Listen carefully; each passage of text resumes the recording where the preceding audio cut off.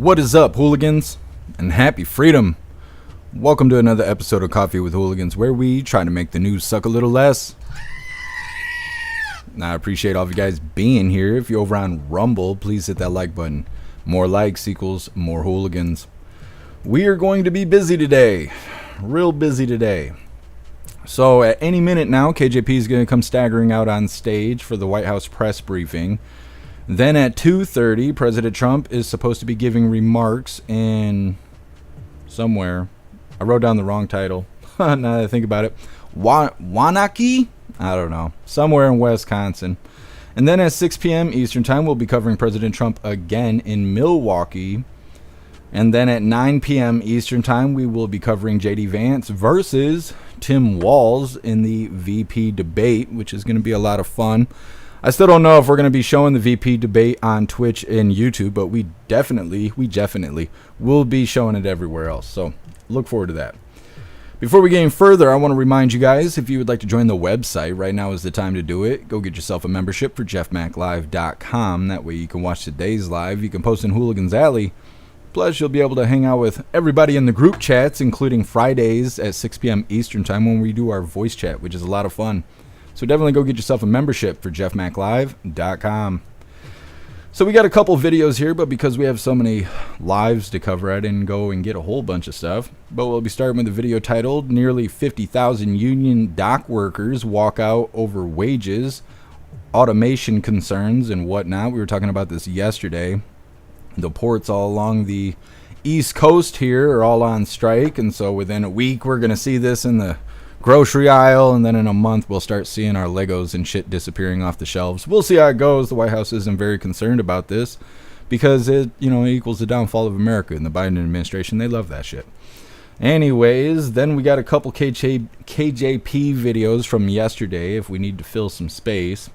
Then we got a video titled Lefties Losing It. SNL releases actually funny skit. I kind of doubt it because I don't think SNL is funny. But either way, it's over Joe Biden and Hyena Harris, as well as a few other videos they include with their Lefties Losing It. And then we got a summary video of the Biolab chemical plume expected to last days. Officials provide update Tuesday. That's today. Today is Tuesday. I couldn't remember. Either way, we got a summary video because we didn't cover it yet. Then we got a little bit of a follow-up to that. It's titled Class Action Lawsuit already being filed against the Biolab over the chemical fire. I think they mentioned like 90,000 people are about to be represented in this class action lawsuit. We'll see how that goes. Then we got two funny videos of the day. The first one's titled What Real Borders Look Like. And then our official funny video of the day is titled I'd Be Getting a Divorce. Anyways, we're going to read through the chat really quick and see how you hooligans are doing on this Tuesday, and then we will be moving forward. KJP's not on stage yet, so don't you worry. What is up, everyone over on jeffmaclive.com? What's up, Snooks? What's up, Alistair? What's up, Breeze by You? What's up, Russell? What's up, Zero? What's up, Damsel? Happy freedom. Let me see here. What is up, everyone over on Rumble? Russell, you were first today. Appreciate you racing to the chat and being omnipresent, Russell. Breeze by You, you're omnipresent. I appreciate you. What's up, Matthew? Happy freedom. What's up, Addie Walker? What's up, Mr. Binu? What's up, Alistair? Happy freedom. Alistair, we're going to have to make some changes to those shirts because I think we're going to have copyright issues, unfortunately. What's up, Silver Wolf? Happy freedom. What's up, Pumpkin? What's up, Trump Girl? Appreciate you hooligans being here. Are you saying hello? Well, let them know. Happy freedom. What's up, Screaming Eagle? What's up, High Plains Drifter? Happy freedom to you, hooligans. Doo-doo-doo. What's up, Black White Bull? Happy freedom to you. And don't forget, hit that like button over on Rumble. What's up, Shane? Welcome to Rumble. Appreciate you joining us. And what is up, everyone over on Kick? This must be from yesterday. It's got to be. It's got to be from yesterday. Either way, happy freedom, everybody watching on Kick. And what is up, everyone over on Twitch? What's up, Lisa? What's up, Tony Rich? Happy freedom. Appreciate all of you hooligans being on Twitch. And what is up, everyone over on the communism platform? What's up, Toy Mafia? What's up, Proud Patriot Girly? What's up, Cheeky Chops? What's up, Ducati Cat? Happy freedom to you. What's up, Cornish? Let's see. It's being reported that Iran just hit Israel with a large ballistic missile attack. Could be. They're covering that stuff in Discord. I don't pay attention to what the world's doing. Until I see the flash in the sky, I don't worry about it. So if you're a part of Discord, I know who threw in there. He's covering that stuff in great detail. But thank you for letting me know. Cornish.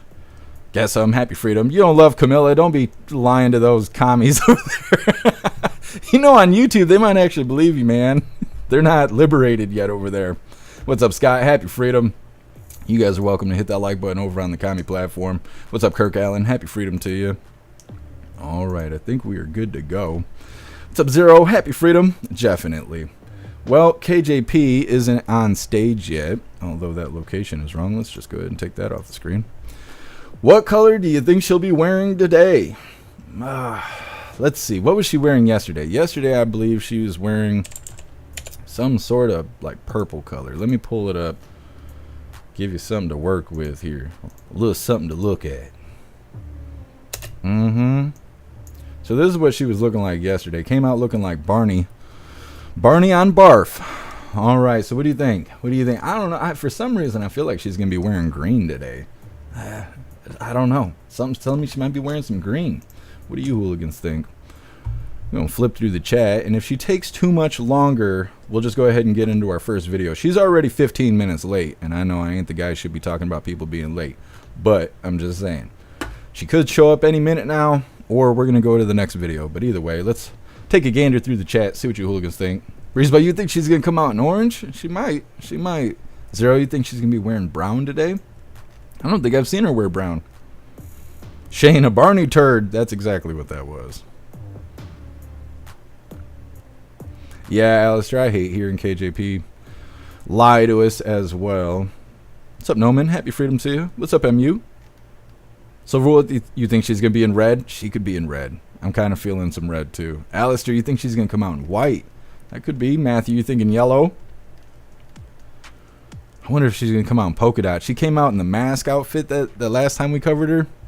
The, like, yellow jumpsuit with the broad shoulders and the polka dot mess right there on the chesticles. So, who knows? Who knows what she'll come out?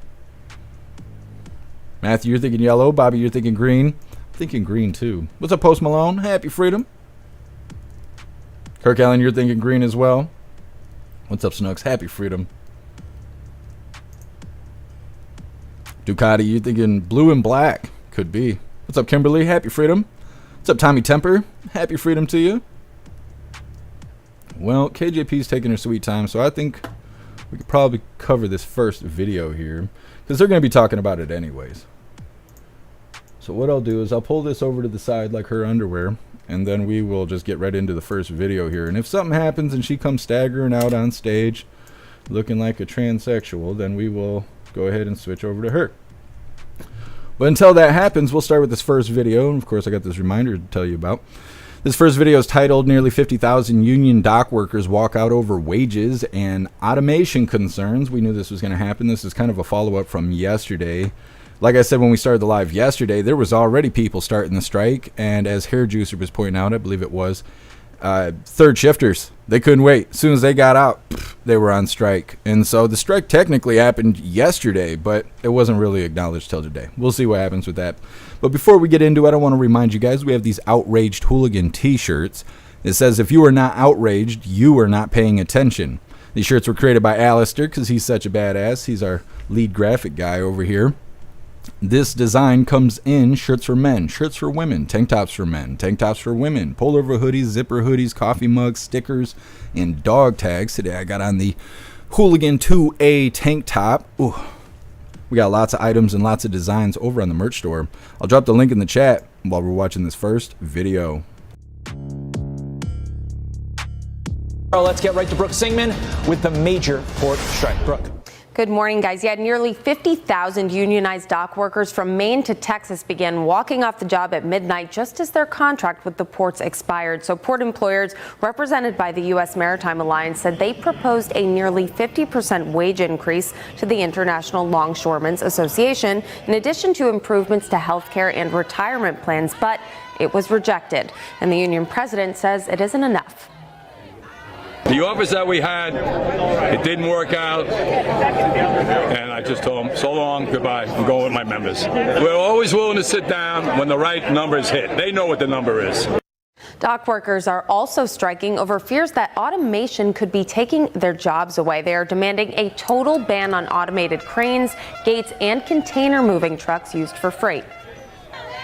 We are in negotiations now for a fair contract. A fair contract. Okay? And a contract not filled with automation. My men and women work better than any machine around anyway. The ports shutting down are responsible for about half of all U.S. imports and billions of dollars in trade per month.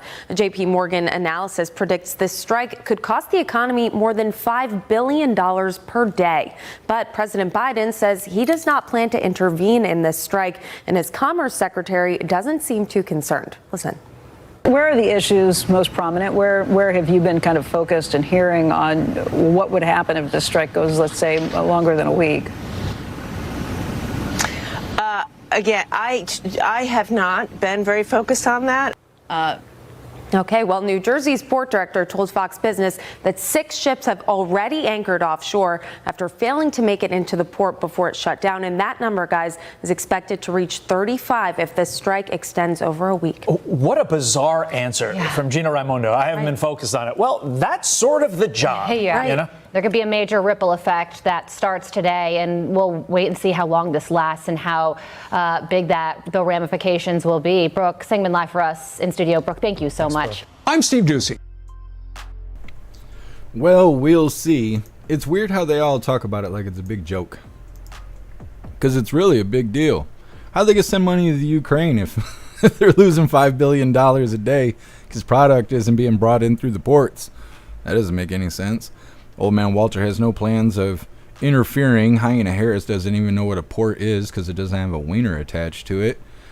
President Trump can only do so much while he's not in the Oval Office, and they're all just joking about it like it's all going to be okay. I'm not that worried about it because, well, if I go without, somebody else has already collected my supplies, so I'm not worried about it. But for women and children, this should be something to weigh on people's conscience. I know a lot of people went to the store yesterday, bought a bunch of random shit, cat food and whatnot, because you don't know if it'll be there next week. It's probably a good idea. I didn't see anybody fighting over toilet paper when I was at the grocery store yesterday, so I don't know how much of the normies know what's going on, but either way, we'll stay up to date with this and we'll see what the future brings. KJP is still not on stage, so we probably could get into another one here. This next one is titled Lefties Losing It. SNL releases actually funny skit of Joe Biden and Hyena Harris. It's coming up next, but first we're going to read through the chat and see what you hooligans think about all this port drama going on.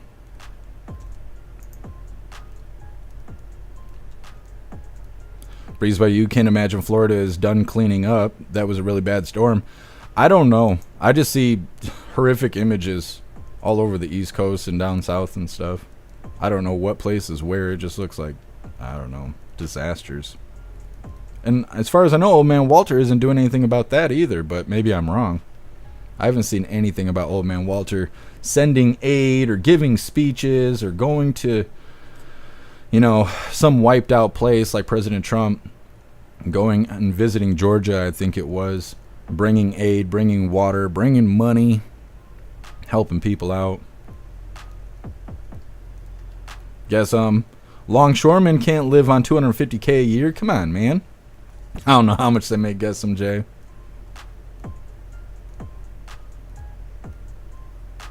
Breeze by you. They're still cleaning up here from the aftermath of the storm. There were over 50 utility trucks up at the fairgrounds. Dang, Breeze by you. Like I said yesterday, I feel bad for all of you guys because we haven't got any symptoms of the storm at all. It's been sunny days here for the last week. I mean, it's sunny right now, which is really weird. I normally have shitty weather. Maybe I'll get it next week. That's what I keep waiting on. I assume it's not over yet. It's just making its way to where I am. Russell, they're going to have to accept some animation to be able to compete. Yeah, Russell, it was like that when I worked in the factory too. They were all worried about automation, but at the same time, they want to take a break every 5 minutes. They want to be able to wear their headphones and flip-flops and pajama pants, and they want to be able to drink their rock stars on the line, and they want to wear nails, and they want, like, robots don't need that shit. And the more you ask to be like, I don't know, to act like you're in your bedroom instead of at work, the more that automation looks pleasing. It looks appealing. But the other thing is it's not really going to replace people, because then you need people to work on the damn robots. And then you get into this involvement of laziness. People are like, well, I don't want robots because I don't want to learn how to work on the robots. I want to be the robot. Well, you gotta evolve like everything else. If a robot takes your job, you better learn how to work on that robot, or yeah, you'll be gone. And a lot of people don't like that stuff. What's up, Jay Spray? Happy freedom. Zero, we don't want automation, you know, stuff that will make our jobs easier. Yeah, Zero, I think that kind of stuff is stubbornness to change. I don't like change at all. But I know that about myself. So I can tell when things are going on, I'm getting all mad. I can tell that the change is necessary, but I don't like it. But these people, they're not seeing that. They're just, the robots took our jobs. That's the mentality.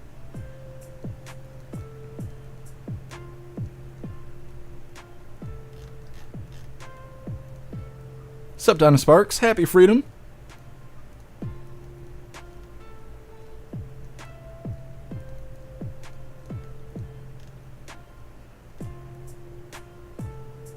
Zero, according to the internet, average longshoreman salary is $55,000 a year up to $80K.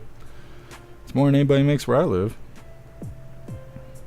Breeze by you, some people don't like to actually do the work.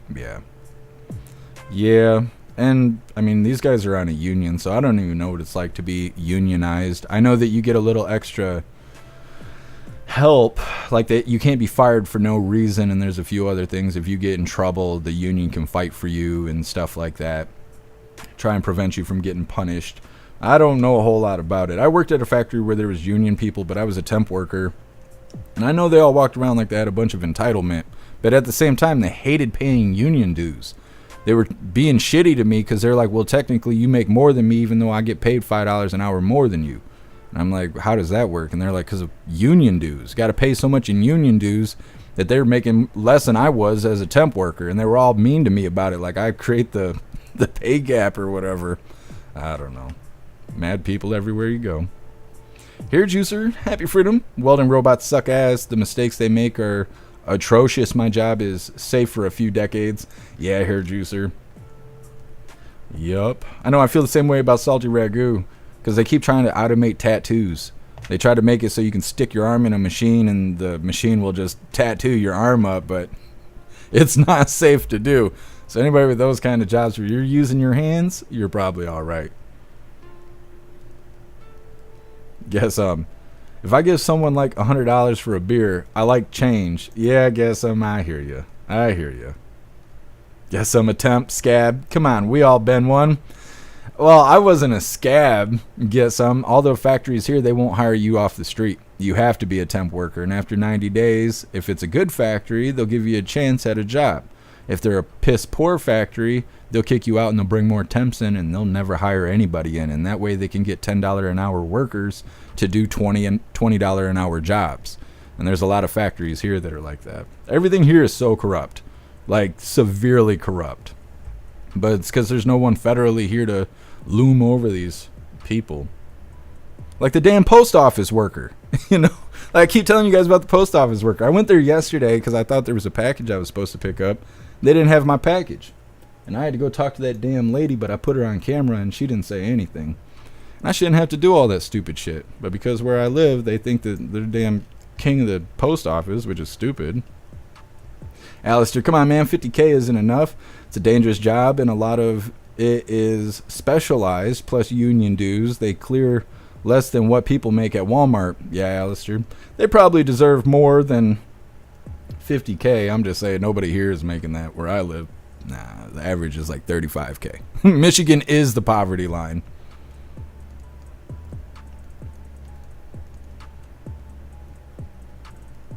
Silver Wolf, sex bots do not pass any STDs.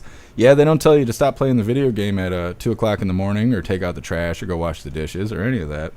They don't do any of that. It's true. What's up, Bobby? Happy Freedom.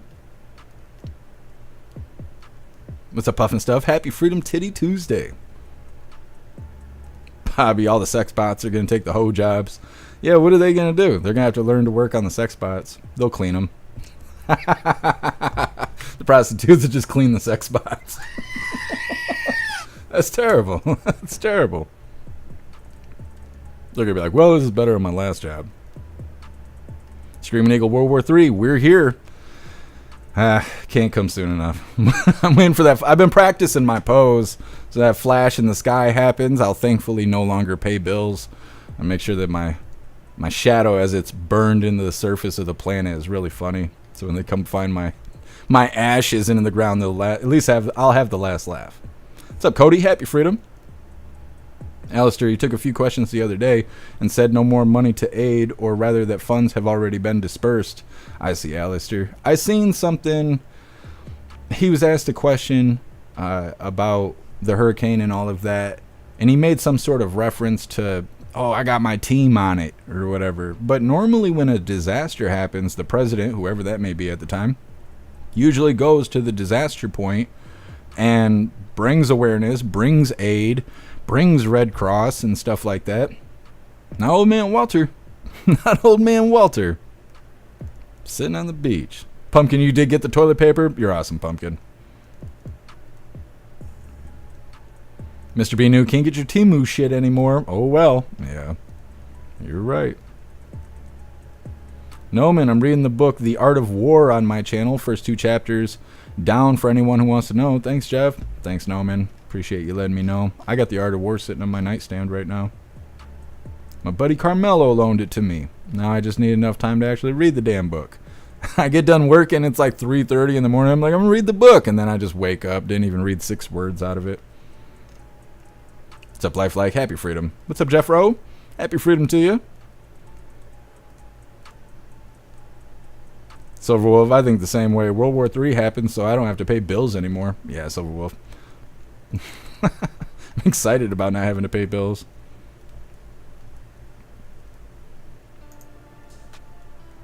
What's up, Cashflow? Happy freedom. Cashflow's whole port strike thing is going to be really bad for us. It can be. It can be, but the way that everybody's laughing at it and joking, like the people on Capitol Hill, the people at the White House, we'll see. Because like I'm saying, I know you guys can't see it right now. Maybe that'll fix things. Wham. Okay, KJP's not on stage yet. I'm not just sitting here talking your ear off. But when she comes on stage, a lot of what they're going to talk about is going to be the VP debate, and it's going to be the damn port strike. And so we'll see, but up until this moment, these people are just laughing about this situation, which sounds like they got full control over what's happening. They're just letting this happen to us. And I've been saying this before they went on strike, that it's really strange that leading up to the election, we're like 33 days away from voting or something like that. And now all of a sudden we're going to have a port strike and inflation's going to happen and we're not going to have access to goods and things that are imported. Right now that's going to happen. That sounds so strategic. So, you know, you take that and then you look at these people laughing at us. They're like, oh, yeah, port strike. I'm not worried about that. White House isn't getting involved. Biden said he's not getting involved. They're just going to let whatever happen.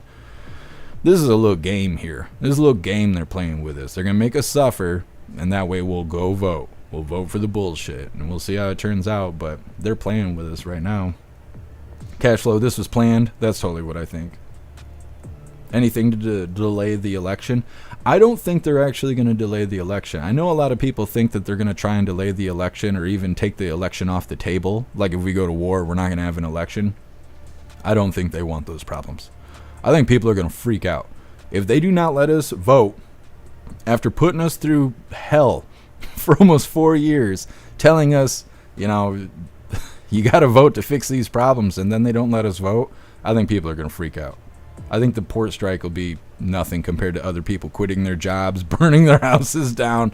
Who knows what they'll do, but I think that prolonging the election would hurt them more than help them. But we'll see. I don't know. I know there's a lot of people that feel that way, though, that feel that the election's going to get postponed or something like that. What's up, Keith? Happy freedom. What's up, Irish? What's up, Guess Who? Happy freedom. Guess Who? News all over the U.S. locally is saying that people are spree buying TP from the strike. Yeah, Guess Who? And I called that yesterday. I didn't see it personally, but I was saying I figured people would be out there buying toilet paper and whatnot because of the way things are looking. And maybe they just need the money. Because that's the other thing that is going... What's really interesting, what if this was a double whammy? I just thought of this right now. Okay, normally there's a natural disaster, and then everybody who sells anything price gouges. You need water? Water's $50 now. because you don't have a choice. You're experiencing a disaster. Your house is underwater or blown away in a hurricane or whatever. So these stores can charge you whatever. So I remember the White House coming out and stopping price gouging. If you get caught price gouging in the middle of a disaster, you can get in a lot of trouble or whatever. Well, who's paying attention to that while everyone's watching the dock workers?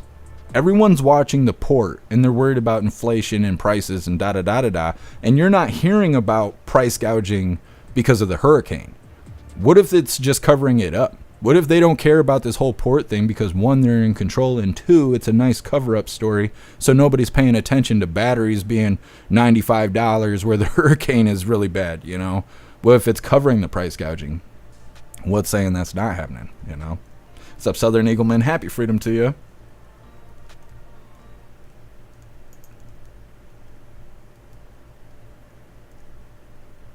Now what it seems, I don't know what done in 30 is. I don't know what you're referencing. What's up, Just Miss Jamie? Happy freedom. There would be an election, but I'm worried that they'll rig it for Harris again. I think they're going to rig it in favor of Trump. Then they're going to hold an audit, and then they're going to find their own planted material.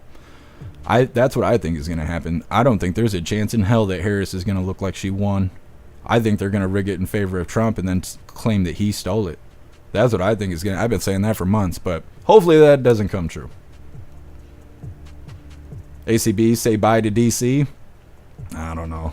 I think DC will outlive all of us. Suspicious everything is a distraction. It is. Lone Wolf, the tuna shortage?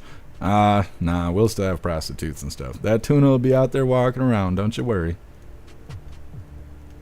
What's up, good buddy? Happy freedom.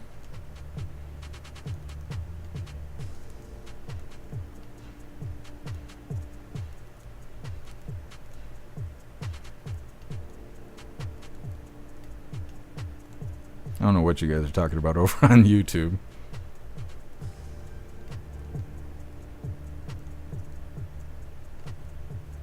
What's up, James? Happy freedom. According to the United States Bureau of Labor Statistics, the median annual wage for cargo and freight agents, which includes longshoremen, is $44,260. The BLS also reports that the top 10% of cargo and freight agents earned more than $71,630 per year. Yeah, James, I don't know what they deserve, because like I said, they already make more than everybody in Michigan, so I don't know, but it seems like they have all the leverage in the world. Like they're controlling the import on the East Coast of America. It kind of seems like they're going to get whatever they want just to get things rolling again, but who really knows? Apparently KJP isn't coming to work today, so we'll just go ahead and find something else to watch. Because pretty soon we'll be covering President Trump. President Trump is expected on stage in 23 minutes. This is what it looks like over here. People excited to see President Trump. Got the guy in the back with the Trump flag / cape on. Very nice. Very nice. Anyways, we're going to get into this next video here while we wait for KJP. She's running out of time, though. We get to 2:30. Trump trumps KJP, and I hope she knows that. Anyways, this next one is Lefties Losing It. SNL releases actually funny skit. It should have been actual, but either way, actually funny skit of Joe Biden and Hyena Harris. Now, I don't think the skit's that damn funny, but they're also going to show a plethora of other things. It's kind of, I don't know, a mix-up. It's a mixed bag. Either way, before we get into this, I want to remind you guys really quick. I've been just shit-ass at giving reminders lately. If you would like to participate in Free Speech Saturday, make sure you post all of your memes over on Discord or on jeffmaclive.com. Just hop in the group chats on either platform. You'll see the tabs labeled memes. Drop what you got and we'll shout you out, as we're making Saturdays more fun. So like I said, we're getting into this. This is Lefties Losing It. SNL releases actually funny skit of Joe Biden and Hyena Harris. This is a miracle. There's actually a funny skit from Saturday Night Live. Get ready to laugh. Listen up, everyone. We couldn't have gotten here without one man, and his name is Joe Biden. Get on out here, Joe Biden.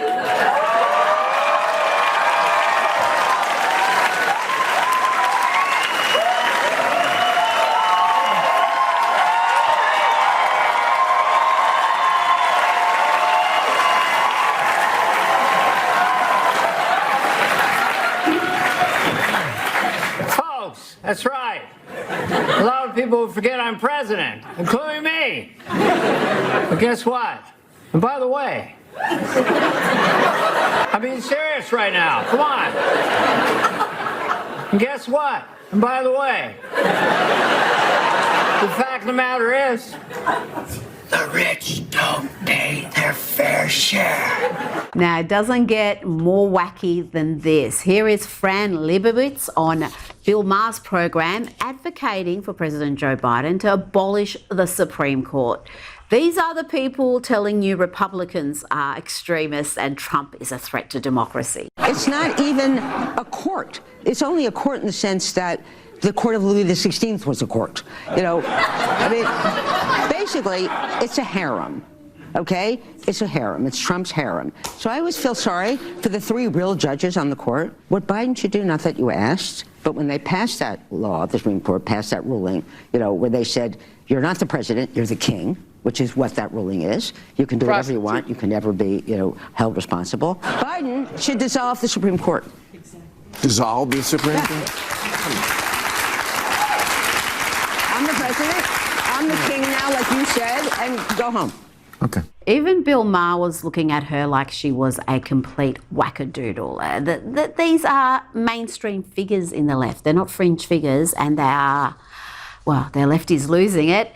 Now to Hurricane Helene, which has caused widespread destruction across a number of US states. But President Joe Biden, well, he is still president. He remained at his Delaware holiday home until earlier today, and he was none too pleased when asked about why he wasn't monitoring this catastrophic event from the White House, like, you know, you'd expect the president to be doing. Do you expect Iran to retaliate? On the hurricane, Mr. President, why weren't you and Vice President Harris here in Washington commanding this weekend? I was commanding. I was on the phone for at least 2 hours yesterday and the day before as well. I command. It's called a telephone. And all my security people. Is it not important for the country to see? So that little end part there is what I was referencing earlier about old man Walter claiming that he's done something, you know, to help the hurricane situation. Apparently he picked up a telephone. I've never heard of that before. It was probably dial-up too, knowing old man Walter, but that's all right. That's all right. Go ahead and pull this back up. She's running out of time, though. She's got about 15 minutes to get on stage, and after that, we're going to be covering President Trump, and she can just eat shit. So, either way, we're going to read through the chat really quick and see what you hooligans think about lefties losing it. If KJP does not, well, I'm not going to say bless us with her presence, because we know that ain't no kind of blessing. If she doesn't show up, we'll be covering these next 2 videos back to back. It's about the biolab chemical explosion or fire or whatever you want to call it's happening near Atlanta. The first one's titled Biolab Chemical Plume Expected to Last Days. Officials provide update. That just came out today. And then the second video is class action lawsuit already being filed against the biolab over the chemical fire. So we'll be covering both of those next. We're just kind of giving KJP some room here to, I don't know, show up to work. But either way, we're going to read through the chat really quick, see what you hooligans think about lefties losing it, and we'll figure out our next steps as we go. What's up, Matt? Happy freedom. Matt, a whole 2 hours. Good job, Joey. I know. Ina Harris called him up. Joe, we did it. We did it, Joe. What's up, Chrissy Star? Happy freedom. Breeze by you. Lefties are just lost all the time. They're so stupid. They are. They're just cynical people. Cynical people waiting around for people to join their misery. What's up, Annette? Happy freedom. That's a female? I don't know what it was. I don't know what it was. It kind of looked like Howard Stern, but then it had Nancy Pelosi's voice. So I don't know what the hell that was, but they think Joe Biden should dissolve or whatever she said with the Supreme Court. I wonder what that was about in context. Hair juicer. Good God, that's an ugly human. You're not wrong, hair juicer. What's up, Cassandra? Happy freedom. Russell, it's pretty funny for once. It was alright.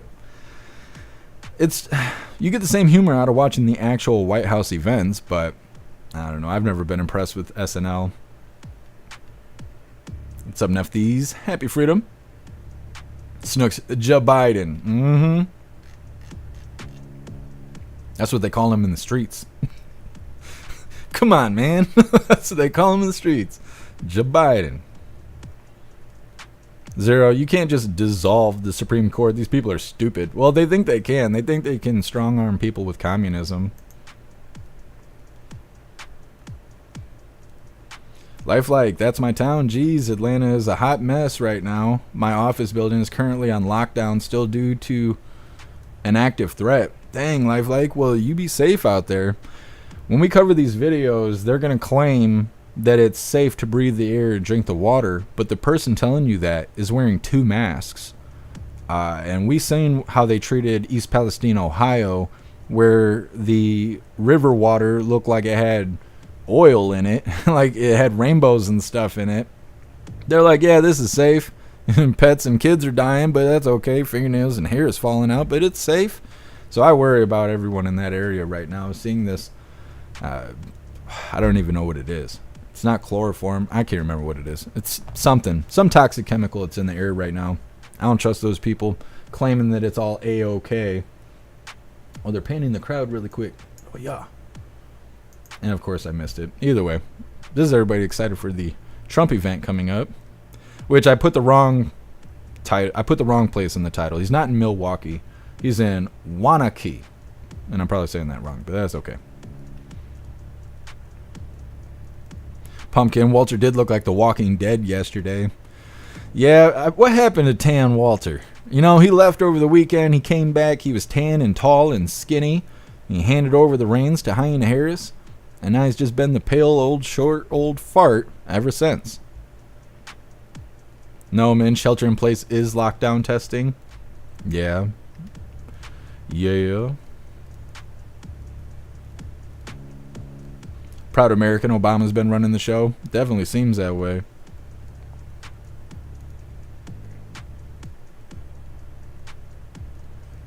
Jeffro, all areas affected were red states, so they will get help in 3 years from now. Yeah, Jeffro, you're right. It is always red states that end up getting these chemical spills, and you get Pete Buttigieg. He shows up and, you know, bangs all his boyfriends and then leaves and tells everyone to have a good time. He's like, yeah, you're fine. Just drink the water and stuff. You glow in the dark. That's good. That's good stuff. It's good for you. Bunch of bastards. What's up, Shake and Bake? Happy freedom to you. Lifelike, yes, chlorine. Thank you. Thank you. It was slipping my mind there. I was having a Biden moment. Zeus Boo, I'm not convinced it was a woman, Keith. What a fugly looking woman. We were all on the same page. Hold on, I gotta get this Trump stuff off the screen, otherwise I'll never know when KJP comes to work. What's up, Jay Blazer? Happy freedom to you. I'm the phone commander, damn it. I know. Old man Walter, he was gonna take him behind the bleachers. What's up, Rear Wheel? Happy freedom to you.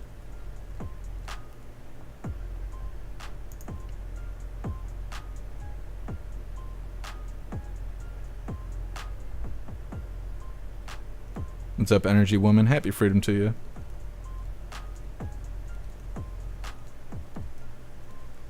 Amazing disgrace. They're the ones who think the president can still do whatever he wants. Yeah, and that's what's really funny is they bitch about President Trump getting into office. They're like, oh, if he gets into office, he'll be a dictator. He's going to put all the Democrats in cages and blah, blah, blah, blah, blah. Meanwhile, they're like, Joe Biden, go dissolve the Supreme Court. Why don't you just cut down the Constitution? Go steal all the guns from the Americans. Like, they're so stupid. And it's, the Democrat leaders are just evil and cynical, but the Democrat voters are just idiots that are being tricked, and they enjoy it. That's why they get mad when you explain shit to them. You try to have a conversation, and as soon as you start making sense, they get mad because their leaders and the people they vote for and follow and pray to, they don't ever make sense. They feed them lies and manipulate their voters. So when you start making sense, they're like, wait a minute now. My leaders don't do that. So you got to be lying to me. You can't be waking me up like that. I think it hurts when you get woke up. I don't know. When you're no longer woke, you're just awake. It's got to hurt a little bit. Good buddy checker players. Mm-hmm. What's up, Vic? Happy freedom.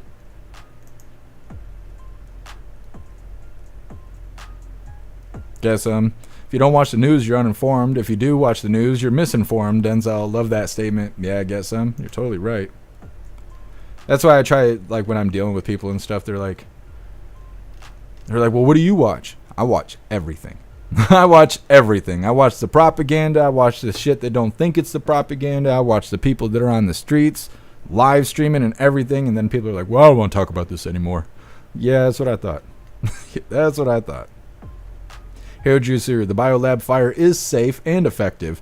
Drink the water, breathe the air, and don't get a physical for at least a month. That's right, hair juicer. That's right. That's what they're selling. Breeze by you, it's making me start to think that these chemical spills are not accidents. Yeah. It definitely seems intentional. Well, KJP's not coming to work today, so we'll just go ahead and get into this next video here. I mean, what else has she got going on to not do her only damn job? So like I said, this next video is titled Biolab Chemical Plume Expected to Last Days. Officials provide update earlier today. And then we're going to play the second part, or the second video, right afterwards. Second one's called Class Action Lawsuit Already Being Filed Against the Biolab Over the Chemical Fire. Now, before we get any further, I want to give you guys another reminder here, if I could find it. If you would like to join the membership program over on Rumble, all you have to do is click that big red subscribe button right below where you type in the chat. Now, if you're on Android and you're using the Rumble app, you're unable to see that big red subscribe button. So go to rumble.com, come to the live, hop in the chat, and like I said, right below where you type in the chat, you will see that big red subscribe button. Click that button and jump through the hoops, and your name will be highlighted as an official Rumble hooligan. You'll have access to our custom emojis. We have chapstick emojis, screaming goat emojis, Klaus Daniels emojis, President Trump emojis, and more. It's a lot of fun during the live, especially during a Trump live. So definitely go join the membership program over on Rumble. Let's get into these biolab videos. Welcome back. It's been a long time since I've seen people wearing a mask. I'm trying not to get all pissy about it because I know it ain't about, it's not about the bullshit. There's actual hazardous materials in the air, but something about seeing people in a mask. Anyways, once again, we are going to be running 2 videos back to back unless KJP comes out, does her job. So this first one's titled Biolab Chemical Plume Expected to Last Days. Officials provide update earlier today. And don't forget, hit that like button over on Rumble. Welcome back to 11 Alive Midday at 11. Within the last hour, a news conference wrapped from the agencies responding to the chemical plume in Rockdale County. Rockdale's chairman says it's an all hands on deck situation, and still it's going to take some time, even until the end of the week. 11 Alive's Bobeth Yates is live for us in Conyers with more. Bobeth, a lot of information coming out within the last hour. What did we learn here? Yes, well, Rockdale County Chairman Oz Nesbitt told me this is a all-hands-on-deck situation and that they are working right now to stop the fumes from off-gassing into the air. Now, officials say this all continues and will continue to unfold in the next coming days. Now, you can take a look at some video that we shot this morning showing those fumes as they actually off gas from chemicals in the area. Officials are now given an updated warning saying that while you can still see the fume, it is safe. The water and your air quality have been tested, showing that those levels are safe. Still, they're saying those with respiratory illnesses, or if you see the fume actually move into your vicinity, you should take some level of precaution, sheltering in place or possibly using a mask, turning off your AC, and making sure your windows and doors are closed. They also say while right now their main priority is the safety and security of the residents, they will eventually have some hard conversations with lab tech to actually figure out why this keeps happening. Take a listen.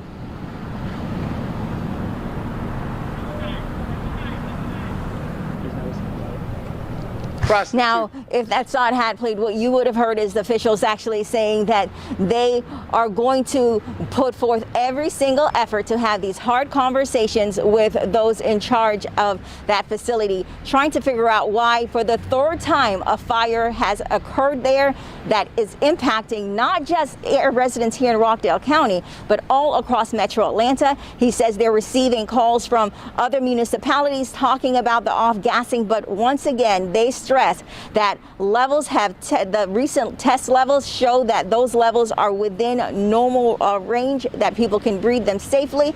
Just if you have respiratory issues, you will need to take some additional precautions.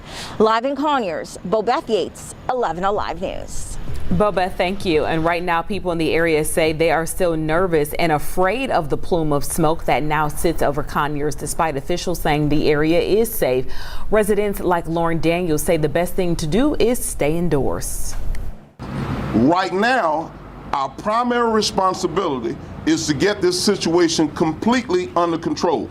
So I just want to assure everybody that we are well aware that we've had this before. It's almost like Groundhog Day. We've seen this before and before and before, and it's concerning.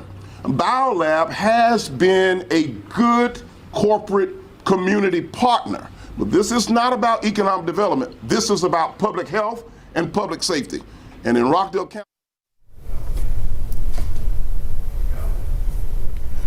And so if you think you are experiencing symptoms related to the chemical fire, the Georgia Poison Control has created a hotline for you to call.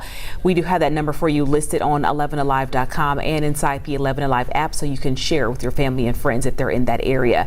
And as there are a lot of moving parts to this story impacting businesses and school closures, if you have any questions, you can text the word. We've actually changed that to the word plume, P-L-U-M-E. Text the word plume to 404-885-7600. We will send you a link to your phone with all that important information. Okay, we're going to get into the second part of this, but I think it's funny that they originally said text chemical fires to this number if you're experiencing issues, and they're like, we've changed that to plume. Is it because people can't spell chemical fires? Is that why? That's so stupid. And then the lady wearing the mask, she's like, totally safe to breathe. The air here, if you need to take extra precautions, then do that. But we're not going to tell you what those extra precautions are. Just know that you'll need to figure that out if you have any respiratory issues. But it's safe to breathe even though I'm wearing a fucking mask while telling you that. Like, no, not selling me on it. Really not. Anyways, we're getting into the part 2 of this. KJP's still not at work, so don't you worry, you ain't missing out on anything. We're going to end up just watching President Trump. And I think the White House is doing this strategically.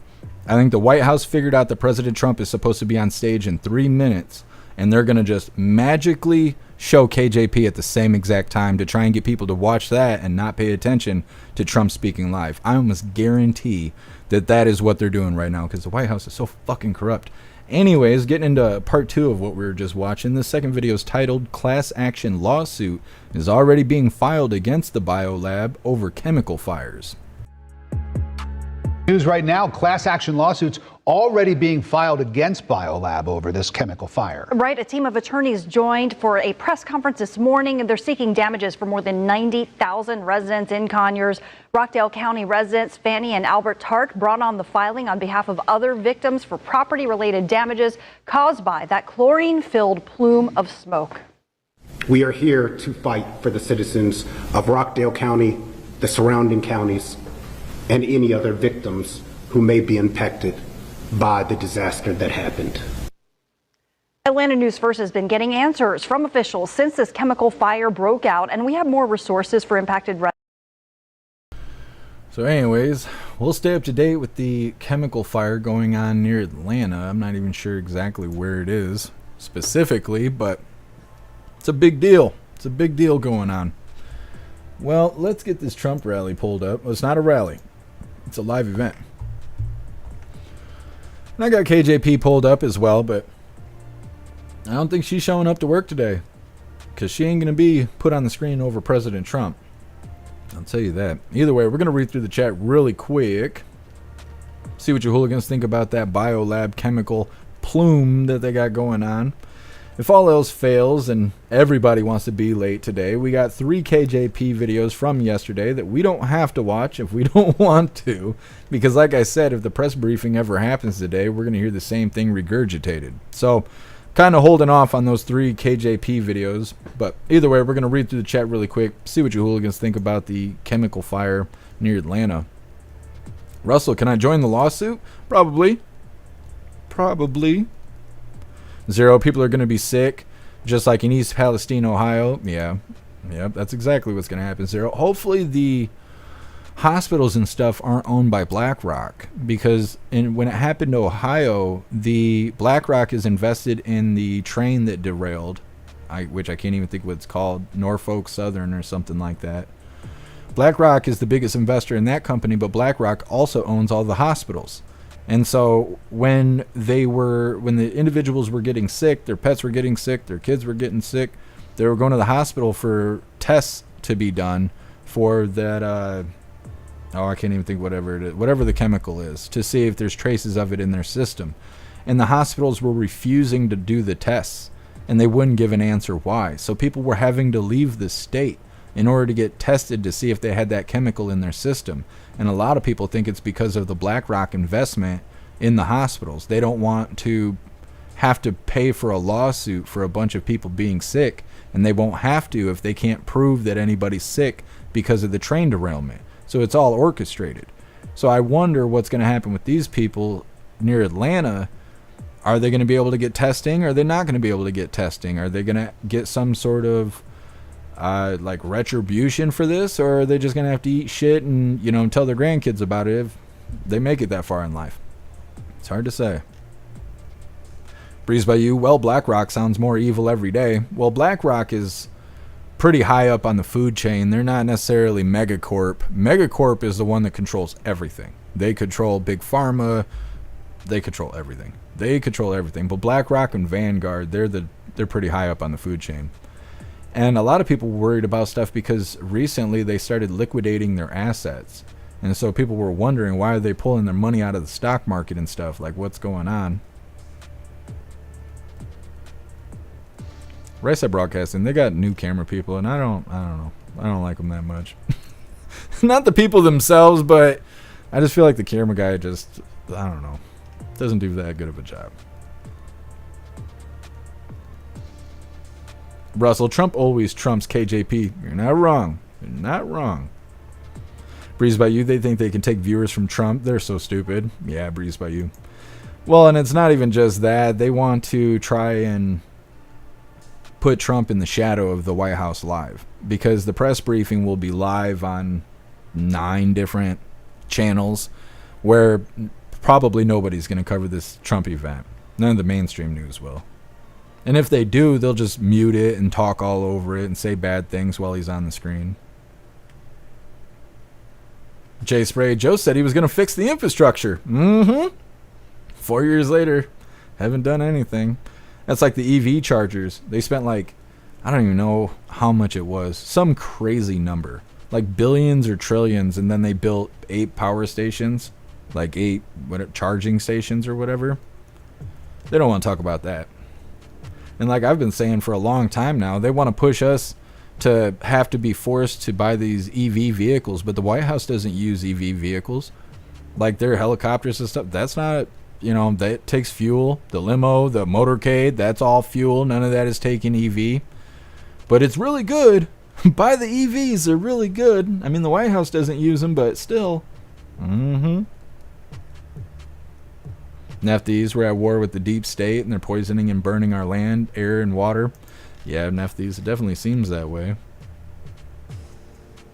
Matt, my brother showed me a notification saying that BlackRock was filing bankruptcy. When he clicked on it, all he got was a 404 message page. Yeah, Matt. It's all being manipulated. Bobby, BlackRock's run by the devil. Yep. Bobby, for real, build back better. What happened to all that money? Parmesan's expensive. You gotta ask Hunter. David, infuriating. Yeah. Yep. I know they're doing all this bad stuff to us, but if you go and fight back, you're a terrorist. You're a white supreme pizza. That's stupid.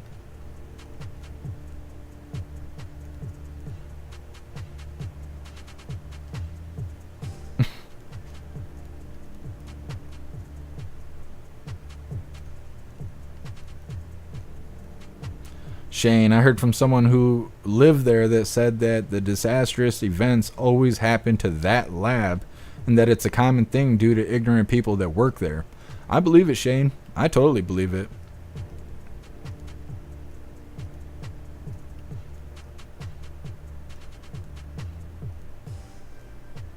What's up, Little Irish? Happy freedom to you. What's up, Mama Mia? Appreciate you being with us. Them not allowing people to help victims of the hurricane reminds me of Katrina when people went missing. Mama Mia, yeah. Well, they're definitely going to take advantage of this because when these big storms come through, there's no structure. It's just chaos.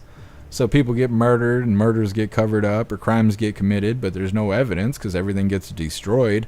And so it just becomes lawless, like the Wild West kind of stuff. But they don't tell you that because people will go there intentionally to do bad things. So they act like everything's going to be okay, but in reality, you could go in there and commit terrible crimes and nobody would even know because everybody's going through a disaster right now. I bet everybody's in tunnel vision, everyone's manic, nobody's paying attention to shit except for what they got going on. It'd be very easy to go in and take advantage of all those people because they're in the middle of chaos, they're in the middle of a disaster. Now, if you're tip top like the government is, they could show up and do all kinds of bad stuff and nobody knows what's going on. They could tell all those people to get on the train right now, and they probably would because they don't know any better. They're going through disaster. Silver Wolf, mass depopulation. Yeah, it seems like that's what they're going for. Paul, fly a drone into it and sample and tell us what it is. Yeah. Well, the thing about drones is they can only fly so high. Otherwise, they start getting detected by the radar, and you can get in trouble for being that high up or whatever. But I would assume somebody in the area is qualified to do it. Rip Curl, BlackRock owns almost everything as well. Yeah, BlackRock and Vanguard, they're in everything.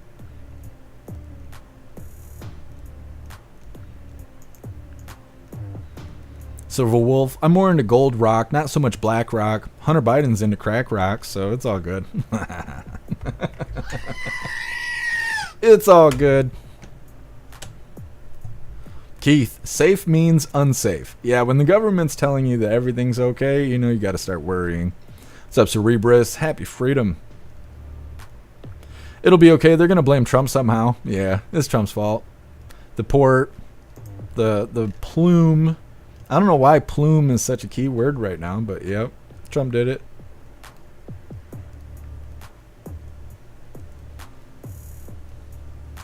Peckerson, Trump is competing with strike.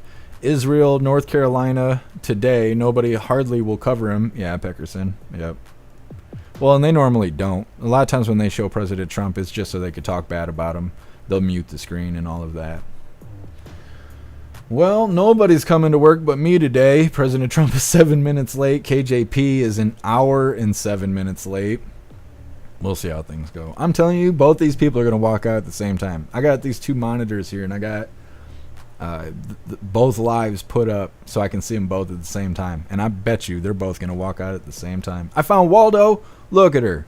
Waldo had a sex change. I didn't know that. Anyways. It's a big weave. Happy freedom. Big weave. It's nice seeing younger people voting for Trump. Yeah. Well, I think young people don't have any skin in the game, so they don't really like it's like picking your favorite character while playing Mortal Kombat. That's all it is to them. I'm going to choose this because this looks cool for these reasons. Now, some people have a thinking brain, so they have parents or they have somebody in their life being like, yeah, if Trump gets into office, we're going to have these things. And if Hyena Harris picks up where she left off, well, we'll have more people cutting their wieners off than ever before. It's kind of looking like Trump might be coming out on stage. And so when young people hear that kind of stuff, especially young boys, like, you know, teenage boys, 18-year-olds, 19-year-olds, they're like, hold up, the Democrats are trying to cut our wieners off? And like, yeah, and they're going to make you wear a dress and go play in girls' sports. And like, nah, we're voting for President Trump. I'm like, yeah, that makes sense. That makes sense. I think what happens is these old people who are Democrats have been Democrats their whole life, and it just is what it is. Like the brand of butter they buy, there could be better butter out there, but they've been buying that stick of butter for 20 years. So that's the butter they're going to keep buying no matter what. They put big cancer-causing labels across it. They don't give a shit. They've been buying it for 20 years, and they'll continue to do it. And that mindset is why we have Democrat voters today.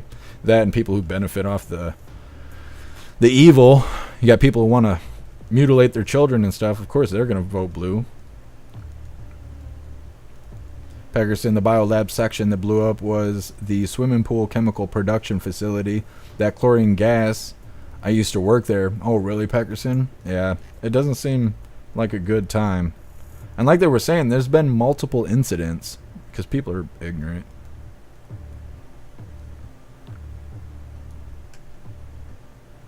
Agent, Iran and Israel going at it. Yeah, that's what everybody's saying.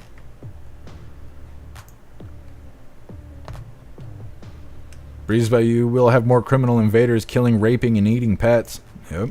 Yes, we will. They need to come on with this. Somebody needs to show up to work today besides me. Good Lord. I'm going to check President Trump's live feed because I like Right Side Broadcasting, but I don't like looking at blurry President Trump. And the last couple times this has happened, President Trump, his live feed has been great. Now, Right Side Broadcasting, they've been all blurry and shit. So I'm going to check things really quick to make sure we can get the best feed. Because we deserve it. We showed up to work today. And I should probably fix the title since it's totally wrong, but that's alright. So President Trump's live isn't kicked off yet. I don't know who runs his lives. They got their own little camera person. I think they're running around with an iPhone in their hands or something based on the way the camera angles all look. But it's usually clearer than what we're looking at right now. So I'll keep this pulled up, and that way we'll have the best feed that we can watch.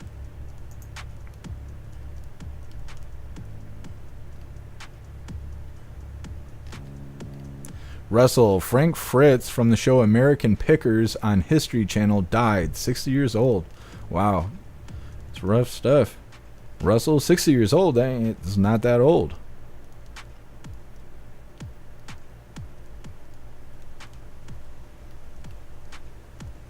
Guess he was a legend. Well, I'm sorry to hear he's going then. We need more good people in the world, not more bad people. I feel like a lot of people felt that way when Robin Williams died. They were like, "Damn, he doesn't get." I've heard of him being accused of stealing other people's jokes. Never heard of him being at the Diddy parties. Never heard of him hanging out with Bill Clinton on the island. Never heard that kind of stuff. When Robin Williams kicked the bucket, it seemed like there was a lot of sad people in the world.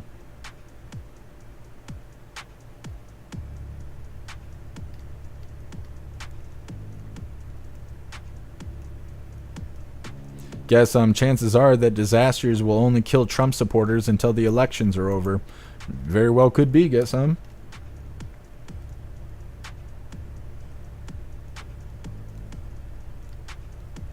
Guess the EV chargers were supposed to be 1.4 million each. Where did the budget money go? It's a great question because, like I said, they only built 8 of them or something like that.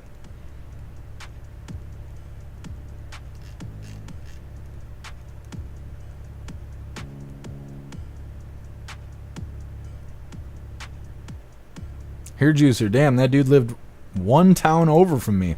Wow, Hair Juicer. What's up, 10 Man? Happy freedom.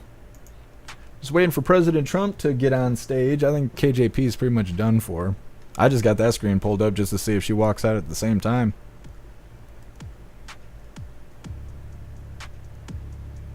Puff and stuff. Robin Williams would take breaks and stop filming to give children in his movies breaks. That's cool, Puff and stuff. Paul, only good die young. That's what they say. Something's going on here. This guy marching right in the middle of the screen telling people to back up. Look how blurry that damn feed is. Silver Wolf, no way. Was he vaccinated? That's what everybody is saying. Everyone's like, was he vaccinated? Puff and stuff. Frank had a stroke 2 years ago. Oh, so he had health conditions and stuff. Bobby, no, they weren't raping the pets. I mean, we don't really know for sure, but I think we got some wires crossed somewhere.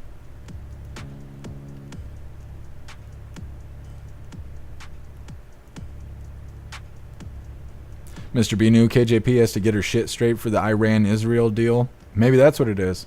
Maybe it's because of the attacks and stuff that they're delaying the press briefing. Bobby, so many boobs, so little time. That's right. Pumpkin, no one watches KJP anymore. YouTube does. YouTube does. If I noticed the last time I put the press briefing on, we had like doubled the chat just because it was the White House press briefing. It's a weird thing. It's a weird thing. You can listen to what people say, but watch what they do.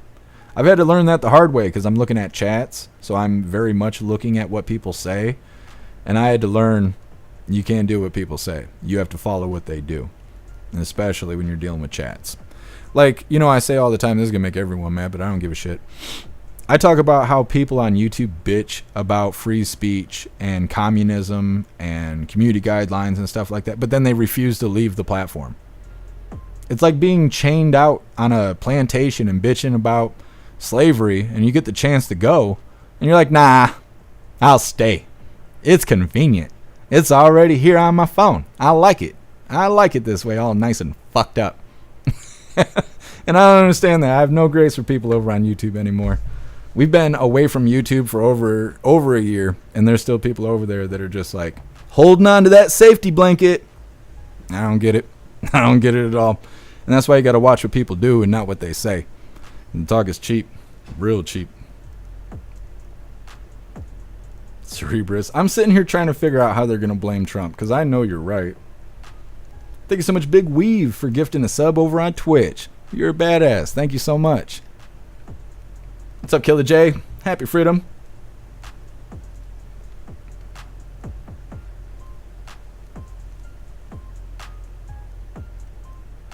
Peckerson, chloride gas causes lungs to fill with fluid. If exposed too long, you'll drown. If you don't die, you could have lung damage that causes reoccurring pneumonia. Holy, Peckerson, that sounds terrible. And then the government and the news, they're going to lie about it the whole time.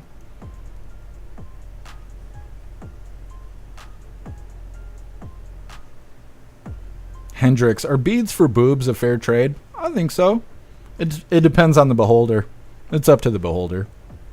Holy shit, KJP's about to come out on stage. That must mean President Trump's about to walk out.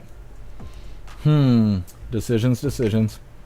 Okay, well, we're going to laugh at KJP until President Trump walks out. And the moment he steps on stage, we're flipping everything over to President Trump.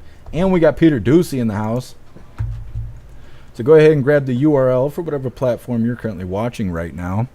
Share it out on all your social media. That way everyone can hear a little bit of lies from KJP. But the main deal is, like I said, President Trump is going to walk out on stage any minute now. And as soon as he does, we're throwing this to the sidelines and we're covering President Trump.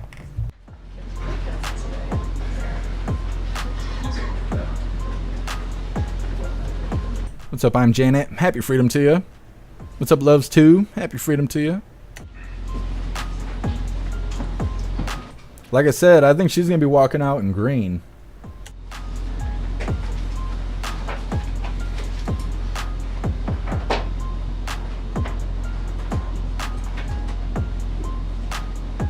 All the boobies in the chat. If you ain't got a membership for the website, you're missing out. Russell, it'll make you die to death. I think you're right. I think you're right. Guess is she wearing green? No, she's not wearing green. I'm guessing green.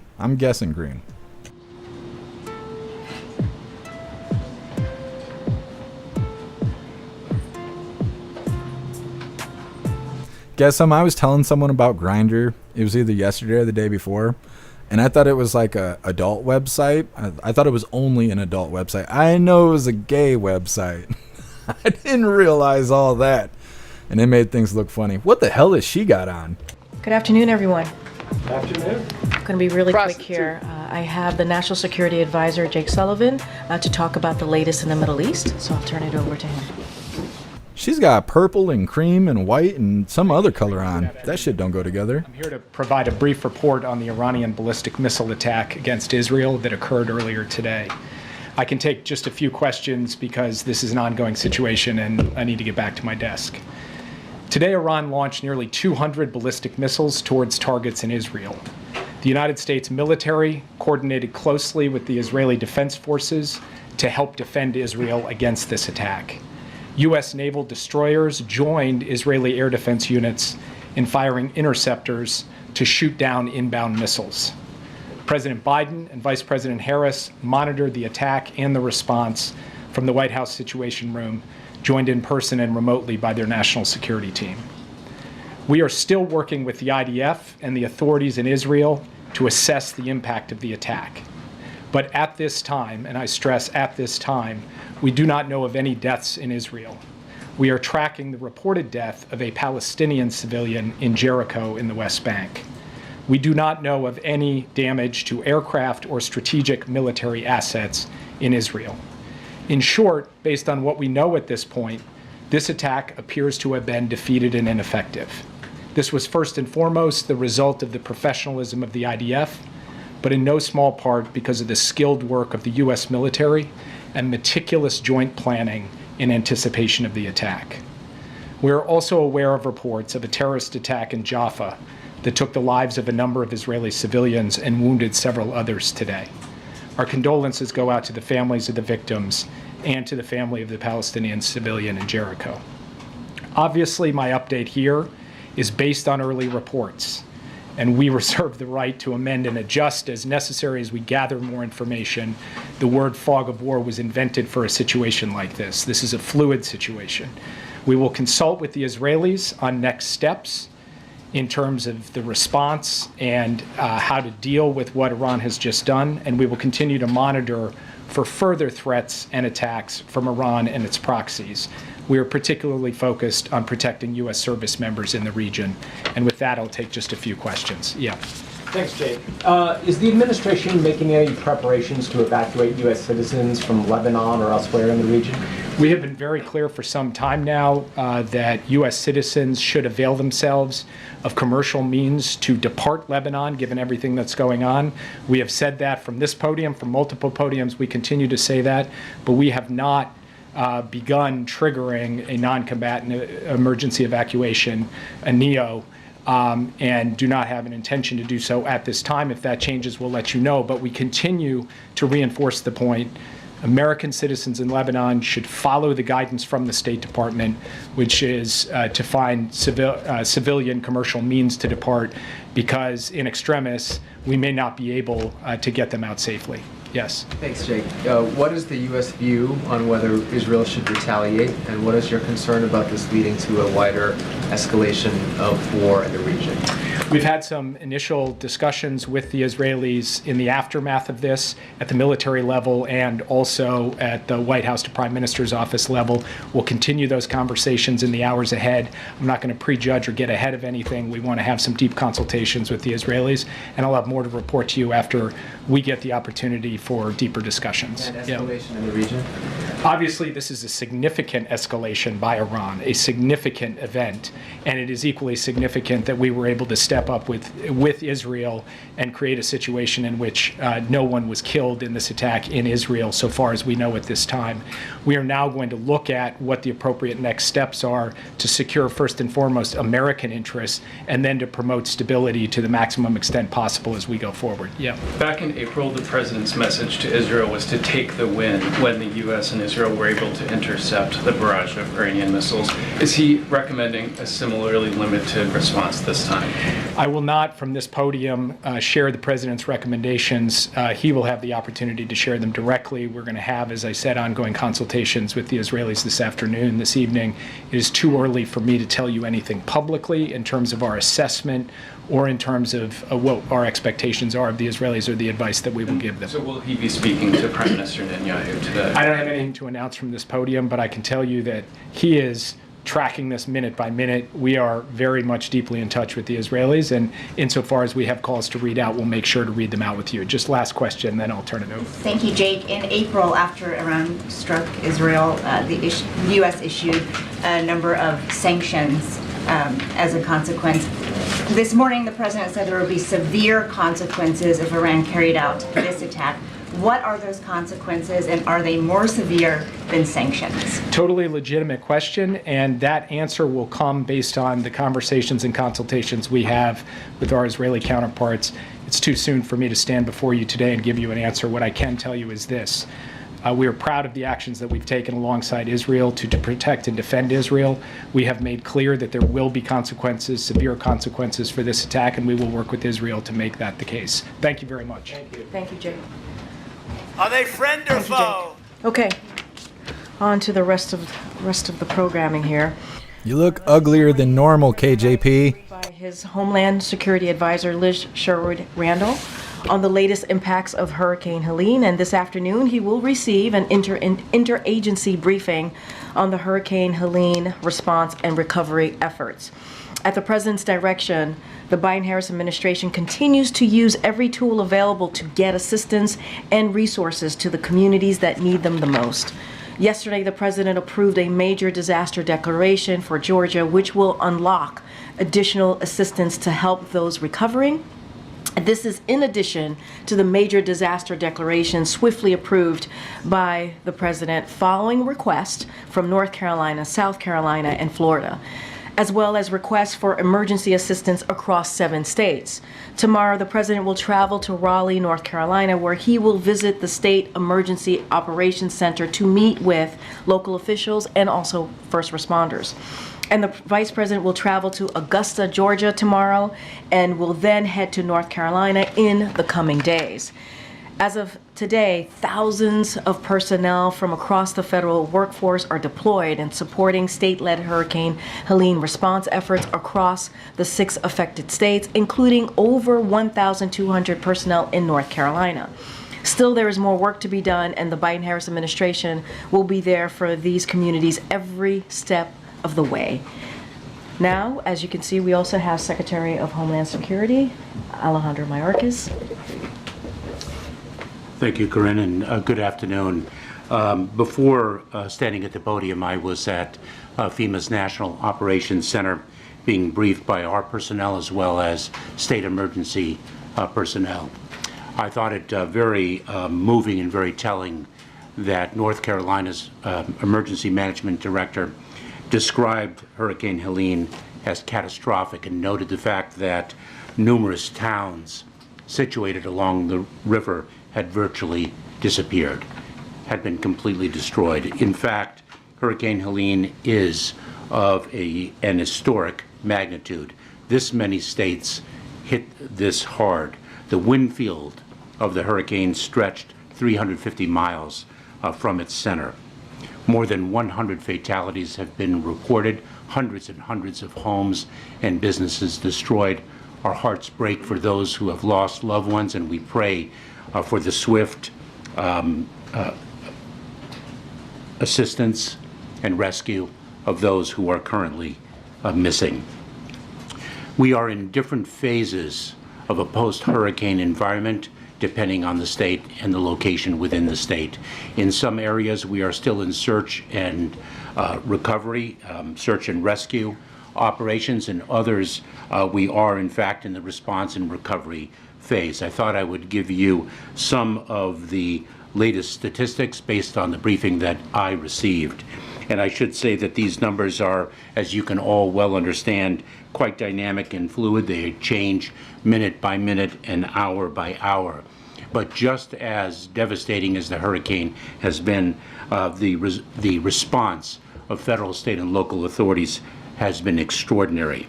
We have more than 2,000 federal personnel dedicated to this effort. On the ground, we have more than 1,200 urban search and rescue personnel. FEMA staff deployed, over 1,200. Corinne mentioned the major disaster declarations and the emergency declarations previously issued. I should note that in the 6 states most severely impacted, the emergency declarations were issued before the storm hit, and we had thousands of personnel dedicated there. We have delivered more than 2.6 million ready-to-eat meals and more than 1 million liters of water. At its peak, there were 5.1 million customers without power. We have reduced that amount, and not just the federal government in support of the state and local authorities, but working very closely with the power companies and the other utilities. We've reduced that number of customers without power by 3.8 million people. And so the operation is very, very significantly underway. We are working in support of our state and local partners. This is an all-of-government, frankly, all-of-community effort. And with that, I'll take some questions. With regards to how many were unaccounted for, yesterday Liz said about 600 were unaccounted for. Do you have an updated number on that? We do not have an update, but that work is still underway. And I know, for example, within the Department of Homeland Security, the Coast Guard has recently rescued approximately 21 people through their patrols. And there was also discussion yesterday on whether resources may have been better pre-positioned in other parts of the country. There were many assets in the Big Bend region of Florida, some in North Carolina, but should the government have pre-positioned more in the North Carolina area? Well, we actually pre-positioned our personnel, and state and local personnel were pre-positioned in all 6 of the most heavily impacted states. This is an historic hurricane. It reached not only industrial areas, but of course, as we also poignantly see, rural areas as well. Yeah, thanks, Kareem. Liz yesterday, focusing on the pre-positioning here before the storm, said that it was focused on the Big Bend region of Florida. So what pre-positioning was taking place there that wasn't taking place in the North Carolina, Western North Carolina area? Remember that the pre-positioning of assets, to include personnel as well as equipment and the like, also depends on the terrain and the access points. And so we pre-position where we think the impacts are going to be greatest. And we have seen the impacts hit mountainous regions that are inaccessible. We now have roads destroyed. There is a significant amount of mud. We understand that people are still situated in the mud, and therefore we cannot undertake debris removal until we are assured that the search and rescue operation has been completed. We have to be very careful about the lives that still can be saved. Well, what sorts of things were done in North Carolina before the storm came? Like, what was the federal presence there, emergency-wise? I don't have the specific numbers of the personnel already situated, but we can get you that data. Thank you, Secretary.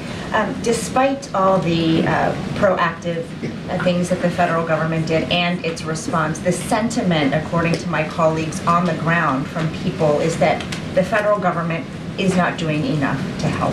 Where are they? Where is the help? What is your message to those people? I would say the following, that we are there and we will continue to be there, and we will reach the most difficult to access locations. We are relentless in our efforts to ensure the safety and security of all. And as Corinne pointed out, we will be there for the long haul as well. And I must pay tribute to the heroic men and women, not only of the Federal Emergency Management Administration, but throughout the federal government and throughout the state and local enterprise. Thank you, Secretary, for talking about electric power. I'm curious about the status of cell phone service, as the Associated Press is hearing reports that people are having a tough time using their cell phones, being able to make calls, even reach you. Yes. What are you doing, and what is the status of that right now? In fact, communication has been difficult in a number of areas, if not impossible. A great deal of infrastructure has been demolished. We are working with the private communications companies as well as the FCC to ensure that we can rebuild communication towers. We have, for example, deployed 50 Starlink satellite systems to help with the reconstruction of that infrastructure. You mentioned that there are roads that have been destroyed. There are places that are so hard hit that it's hard to get to them right now. The President mentioned land bridges yesterday and working with the Defense Department. Can you talk about what the effort is right now to get to some of those hard hit areas and what the timeline is looking like to reach the people that are in need there right now? So this is at the President and Vice President's direction, an all-of-government effort. So it's not only by land, but we have... It's looking like President Trump is about to walk out on stage any minute now. I don't recall exactly the number of... And I was right. ...that have been deployed.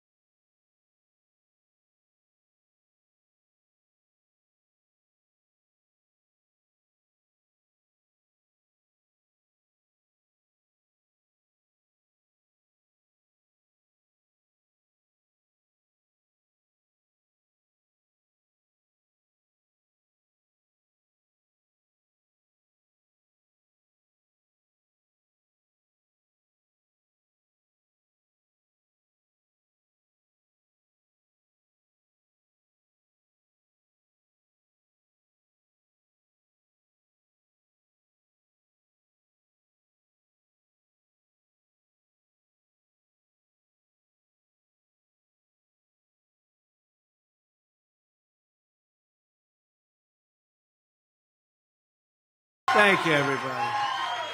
This is a nice plant. Outside, we could probably get another 30,000 people. Would anybody like to give up their position? No? I've never had anyone say yes. So someday we're going to meet somebody that says yes. Hello, Wisconsin. It's great to be back in this beautiful state with thousands of hardworking, great American patriots. We appreciate it, too. And, you know, we were up here on Saturday. We had a group, Tommy, I think it was maybe 50 or 60,000 people. And because we were not afforded the luxury of having enough security not because of Secret Service, but because of Washington, I spoke in front of about 700 people, and 50 or 60,000 people weren't able to see. And I think they still love me, but we have to make sure. We have to make sure. And you know what that was? That was the political opponent saying, we don't want him to have a crowd like that. But outside, I'll tell you, we have a lot. This is a different kind of a speech, not a rally. This is a speech on the economics and bringing back business and things. And it's a great plant and a beautiful couple, a beautiful Mr. and Mrs. couple. And it's great to be here. It's really great to be here. It's beautiful. I'll be right back. I gotta grab some coffee. Everyone at Dane Manufacturing for hosting us. Thank you, Troy. Where is Troy? Where is he? What a beautiful couple that is. More importantly, I'd like to thank you. That's great. Thank you both very much. Appreciate it. Is he a great owner? Great owner, great everything, right? And what was the 16 all about? Oh, 16. Whoa, he's better looking than you, Troy. That's good. That's great. Thank you very much, everybody. Let me begin by sending our love to every family that has been affected by the Hurricane Helene. I witnessed the damage firsthand yesterday in Georgia, and as you know, North Carolina was just devastated. We can't even get in. They don't have communication. They don't have anything. Towns were flooded. Asheville is, as you know, totally underwater, big place. Massive numbers of lives were lost yesterday, the day before yesterday, and still counting. I have a lot of missing people. The people living in western North Carolina, incredible patriots. They really are. I know that area well, and they're still suffering immensely, and we need to help them, and we are going to help them as citizens in Alabama, Tennessee, Virginia, and a couple of other places got a little hit, but in particular these places, and Georgia was hit very, very hard. But I want to thank Elon Musk for responding to my request that Starlink be provided to North Carolina. You know, and the lines were all down. They had no communication. You couldn't get to North Carolina, the area that was hit. And they were all saying, does anybody know Elon Musk? I said, yeah, I do. I raised my hand. They asked a question. I said, yeah, I know. I said, what's the problem? They said, do you think you could get him to get Starlink, which is amazing stuff, right? Starlink. And I said, I don't know too much about Starlink, but if you want it, we can get it. I called Elon, and they had so many people over there, Tommy. They had so many people over there so quickly, and they have great communication now. But, I mean, it's a terrible. But thank you, Elon, and because of you, they're in really great shape now from the standpoint of emergency needs. And we're going to be going there on Friday. I hope we can get in because it's tough. It's really bad. One of the worst, they say one of the worst hurricanes, maybe the worst hurricane they've ever seen. Some people that have done this for 25 years said that was the worst they've ever seen because of the water. The water was the big one. They had big winds, but the water was the big damage. It just went over the top of houses, if you can believe. Houses. And people went up to the second floor for safety, and literally the water went over the house. But we mourn all of our fellow citizens who have lost their lives, and we're keeping their families in our hearts, and we'll continue to work with them. But praise be to God. I tell you, it's really incredible. And then on top of that, as you know, the world right now is spiraling out of control. You might not have seen what's happened because it was a few hours ago. A lot of people were here. There's so many people outside, which we appreciate. But a lot of people were here a short time ago. Iran launched 181 ballistic missiles at Israel, and I've been talking about World War III for a long time, and I don't want to make predictions because the predictions always come true. We're not going to make, but they are very close to global catastrophe. We have a non-existent president and a non-existent vice president who should be in charge, but nobody knows what's going on. She was at a fundraiser in San Francisco, a city that she totally destroyed, by the way. San Francisco was the best city in the country maybe 20 years ago, and today you can't even go there. You can't even live there. And I speak against myself because I own property there. I shouldn't be saying that. I should say it's the greatest place in the world. Let's sell my property.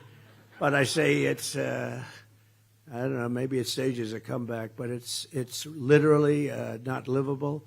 And 20 years ago, it was the best city in the country, probably one of the best cities anywhere in the world.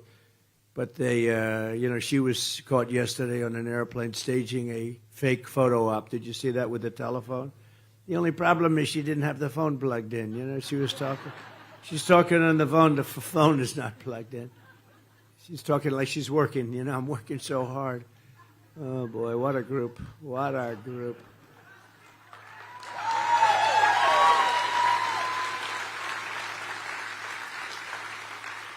No one is in charge of our country, and it's not even clear. Really, I mean, who's in charge between the two of them? You have a president, I guess. You have a vice president, I guess. She should have never been chosen because she never got any votes.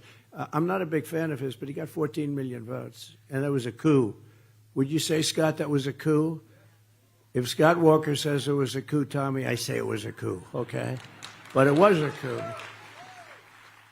It was terrible, and nobody's ever seen anything like it. And we're doing great in the polls. They just came out with new ones. Rasmussen, we're really good. I mean, it took a little honeymoon. For 4 weeks you did nothing but hear about. She went from being the worst vice president in history. He's the worst president in history. It's the worst administration by far in the history of our country. Look at our border where people are pouring in and they're criminals and they're murderers and drug dealers. Look at what they've done. And then she goes up 5 days ago, and tries to explain that, we're going to do great things in the future. And I always say that everything they say, why didn't you do it 4 years ago? Why didn't you do it? They keep talking. She said, I'm going to do this, and then I'm going to do that, and then I'm going to, but she's not going to do any of it. They're incompetent. We can't have another 4 years. We can't have another 4 years of what we went through. It's embarrassing. The whole world is laughing at us. That's why Israel was under attack just a little while ago, because they don't respect our country anymore. The so-called enemy doesn't respect our country any longer. They don't. And, you'll get it back soon, I hope. Thank you. Whoever that is. Who is that person? Who said that? Thank you. Thank you very much. That's very nice. Even though she disturbed my chain of thought. That kind of a disturbance we don't mind, right? But when I was president, Iran was in total check. The Iranians were starved for cash. Nobody was buying their oil. And they were ready to make a deal. They wanted to make a deal. They wanted to do something. And terrible thing. We got more votes in the second election, as you know. We had 2016, 2020. We got millions and millions more votes the second time. And they missed by just a little sliver, right? Somebody said like 19,000 votes. It's just a disgrace. They're not going to be able to do that a second time.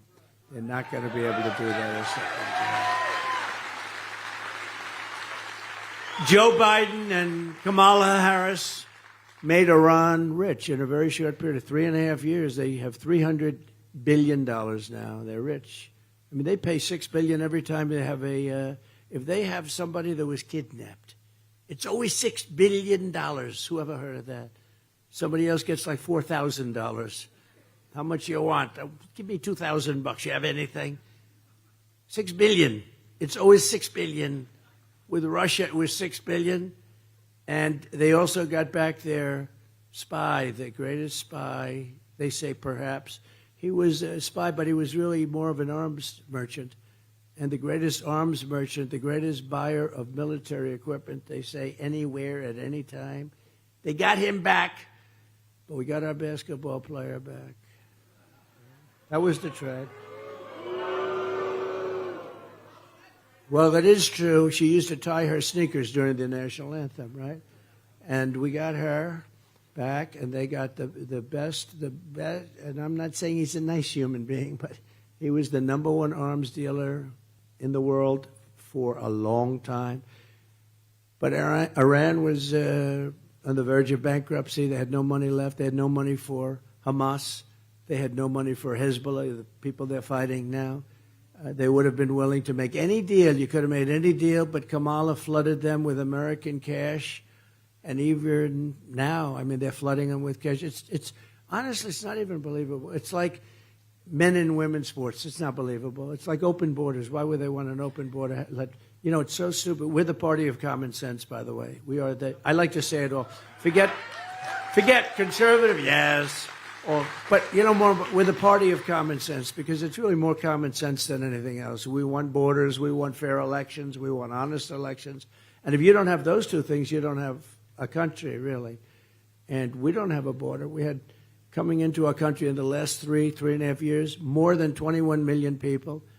And many of those people were people you do not want to have in your country. And we'll discuss that in a couple of seconds. But ever since Iran has been exporting terror all over the world, and it's been just unraveling. The whole Middle East has been unraveling. But, of course, the whole world has been unraveling since we left office. Russia would have never attacked Ukraine. This would have never happened in the Middle East. It wouldn't have been on October 7th. You wouldn't have had inflation. We'll go to a different topic. You wouldn't have had inflation. None of these things would have happened. How about Afghanistan, the most embarrassing moment in the history of our country, in my opinion? Not that we're getting out. I would have gotten out. We were going to get out with dignity and strength, but they get out at the most embarrassing. People falling 3,000 feet off airplanes. The whole thing was bedlam. We lost 13 great soldiers. I got to know their families. And a lot of people, they never talk about the people that lost their arms, their legs, their face. They obliterated. And hundreds of people died. Hundreds of people died that day on the other side, because I count the other side too. But hundreds of people, gross incompetence. You don't take the military out first, let's put it that way. He took the military. Remember, a year ago, I brought a young boy who was 5 years old, took him out of the audience. I gave him a quick little study. And I said at the end, so now you know everything about the event. Do you take the military out first or last? He looked at me, you take the military out last, sir. The kid was 5 years old. But we took the military out first, and that's when it came. That was what happened. For 18 months, not one, under my administration, 18 months, not one soldier was shot at.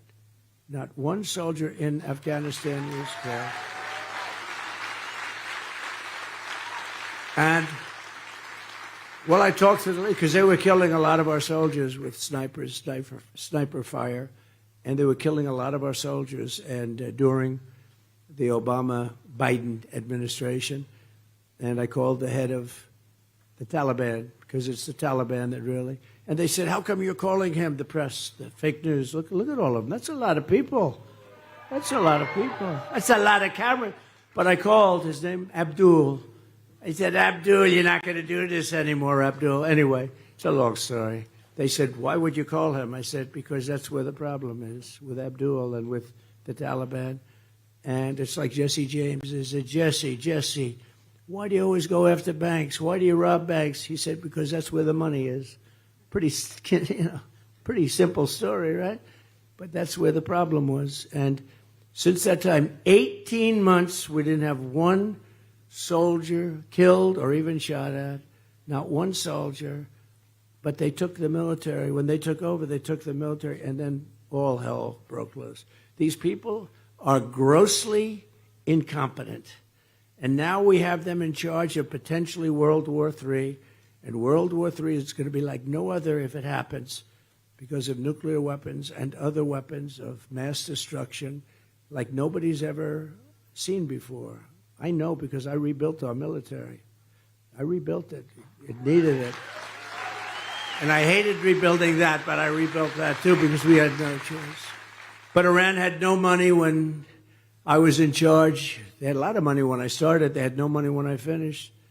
And now they have $300 billion and another $300 billion from their wholly owned subsidiary, Iraq. It's a wholly owned subsidiary. They probably don't like it when I say that, but that's true. Iraq doesn't like it. But they have $300 billion also from oil. Remember, I used to say, don't go into Iraq. Don't do it. To Bush. Don't do it. Don't go into Iraq. But they went into Iraq. Then they were there. I said, all right, you're there. Keep the oil. Just keep the oil. Remember I used to say, keep the oil. You know, Iraq has more oil than almost anybody. It's like massive. But they didn't keep the oil. And they have hundreds of billions of dollars right now. Under my administration, we had no war in the Middle East. We had no war in Europe. We had harmony in Asia. We had no inflation. We had no Afghanistan catastrophe. Instead, we had peace, peace, peace. We had a lot of peace. Think of it. The only war we had was ISIS. And I went to ISIS. I wanted to see what the hell was going on. I went to Iraq. I flew there late at night, middle of the night. I landed and spoke to a lot of great people. And I spoke to a general, Raisin Cain. You know that story. I won't go into it. But Raisin Cain, General Raisin Cain, a real general. And these aren't like the guys you see on television. These are the real generals. We have unbelievable military. Believe me, we wiped them out in 4 weeks instead of 5 years. It was supposed to take, sir, it'll take 5 years to... I said, we got the greatest planes, the greatest weapons in the world. What do you mean 5 years? So I went over there and I said to the general, I landed. I saw him central casting. These guys are all central casting. Better than anybody that you could get in Hollywood to. Because they're a little not so good in Hollywood, you know. They don't look quite as tough. They don't look quite as tough. And I said, like, what's your name? I'm coming down the stairs from Air Force One. I said, so what's your name? He said, Cain, sir, Cain. Oh, what's your first name? Well, they call me Raisin. I said, what? They call me Raisin. I said, you mean your name is Raisin Cain? Yes, sir. You're the guy I'm looking for. I'm finally finding, Tommy, the guy that I want. I said, how come it's taking so long to get rid of this ISIS? I mean, they fight with knives. By the way, they're great fighters. They are. They're great fighters. Just ask some of their other rivals, but they're great fighters. Well, they weren't doing it the right way, sir, so why didn't you do it the way you wanted? Because it's not up to me. When they came in from Washington, you know, the Millies of the world, stiffs, total stiffs, stupid people. They told us how to fight, sir. But I said, so why didn't you change it? Did you talk? No, sir, we're not allowed to do that. You don't do that in the military. You take your orders. I said, that's a strange. I don't know if that's a good system or bad. In one way, it's good, but in a lot of ways, it's probably bad. I said, so what? Do you know how to do it? Yes, sir, I do. So how long would it take? We've been fighting them for years, and they say it would take 5 years to get rid of them. How long? We can do it in 4 weeks, sir. What? We can knock them out in 4 weeks. He said, 4 weeks? You got to understand, these guys are like central casting. He said he had a drill sergeant that was better looking and tougher than any guy you could ever put into a movie. You know, we've had a couple of them. Have you ever seen where the drill sergeant goes in and he has these actors, big name actors, and he's trying to teach them how to become a drill sergeant. In the movie, he's a drill sergeant. And after about 5 minutes, the actor said, I could never do that. Because it's a different level, okay, of toughness. And one movie, what was that great movie that was made where a Full Metal Jacket. You know, it's a very, they took somebody from the military, a top drill sergeant, right? Oh, that's good. Stand up. That's great. Full Metal Jacket, right? He was supposed to get the Academy Award. He should have gotten it, but he actually, you know, honestly, he wasn't acting. But he was unbelievable in that movie. So he was teaching, I don't want to use the names, but big stars. And they couldn't, they were really bad. And then one of the producers came in from one of the big studios, MGM, whatever it was, and he saw this guy saying, do it this way, and he's screaming like crazy. They right in the guy's face this far. And he said, I don't think any actor can do that. Anyway, they end up hiring the guy that was supposed to teach. He went through 5 actors, and every one of them was weak and not believable. And he went through 5, and then the guy sees it. He said, maybe we could get this guy, but nobody ever heard of him. He was in the military. And it ended up to be one of the greatest movies because of him, largely because of him. And he was supposed to get the Academy Award, but they didn't, because he wasn't part of the establishment, to put it mildly, right? But he was great. How good was that movie, right? Doesn't get too much better. That's great. I like that. But now we go in, and he says to me, yeah, 4 weeks, sir. I said, 4 weeks? We've been fighting for years, like what, 20 years? He said, no, we can do it. Why is it that it was so bad? Well, sir, they wanted to all leave from this major base, but we're very far away. By the time the planes got there, they had to come back. Refueling them was tough, but they had to really come back, so they'd be over there for about just a short period of time, like about 5 minutes, and then they have to start heading back because it's a very long flight. And we didn't have any time, and we didn't have the right aircraft. We were sending wrong. He said, but we have auxiliary bases. We have what we call portable bases, sir. We have portable runways in the desert. Very good. And we got a lot of them, sir. They didn't want to use them because they wanted to be politically correct. I said, so what would you do? I'd use them, sir. And so you tell me you think you can do something in 4 weeks that these people in Washington couldn't do in 5 years? And they said 5 years, and we don't know if we could do it. Yes, sir. How sure are you? 100% you'll have time left over, sir? You got to be kidding. This was a good trip, the great Tommy Thompson. This was a good trip for me, Tommy, because I said, I didn't expect this result. I said maybe 2 years, 3 years. And he goes, no, sir. I said, so what are you going to do? We're going to get to these bases. We're going to hit them from the left. We're going to hit them from the right. We'll hit them from the east and the west and the north and the south. We're going to come from underneath. We're going to come under the ground. We're going to go over their heads. We're going to come from so many different. They're not going to know what the hell. And I'm using a good word because Franklin Graham does not like it when I curse. It's not nearly as good. I keep telling him. I could have used a word that would have shocked the hell out of you. You would have loved it. Then you would have gone home and said, he uses foul language. No, Franklin Graham said, sir, we love your stories. We love you. We love you. But, sir, if you could not use foul language, it would be even better. He's wrong about that. It's not as good. Okay? Not as good. But, not as good. But anyway, and he said, yeah, we'll knock him out. And I won't go through the rest of the story, but the bottom line, it was less than 4 weeks. The guy was unbelievable, and they knocked the hell out of him. And we defeated 100% of the ISIS caliphate. 100% of it. And I tell that, sir, sometimes because we have actually a great military. And we don't have a woke military. I mean, some of these idiots on top are woke. They're politicians more than they are military people. That's why they got there, frankly, which is a little bit sad. You should get there based on military victory, not because of that. But you could keep these people like that fought for me so brilliantly. You could put them in a woke cage. We call it a woke cage for 2 years, scream at them, only woke stuff. And when they come out, they'll say, let's go USA, let's go MAGA. They'll say, we want MAGA. They won't be convinced. They won't be convinced. Tommy, they're not going to be woke. I guarantee you. I met them. They're not wokesters. Anyway, so now war or the threat of war is raging everywhere, and the two incompetent people running our country, or what, I don't actually think they're even running it, are leading us to the brink of World War III, a war like no other. This is what the policies of weakness and appeasement have brought to the world. And as I've been saying for a long time, terrible things can happen. When you have incompetent leadership, really bad things can happen. I mean, there's a story that I just told you about how quickly we took out the enemy that we were fighting for 20 years, close to 20 years. You wouldn't trust Joe or Kamala to run a lemonade stand anywhere, would you? If your child were running a stand, the way I used to run a lemonade stand, I'd say, Mom, outside of my house in Queens, I'd run. There weren't that many people walking in front of the stand, but I ran it.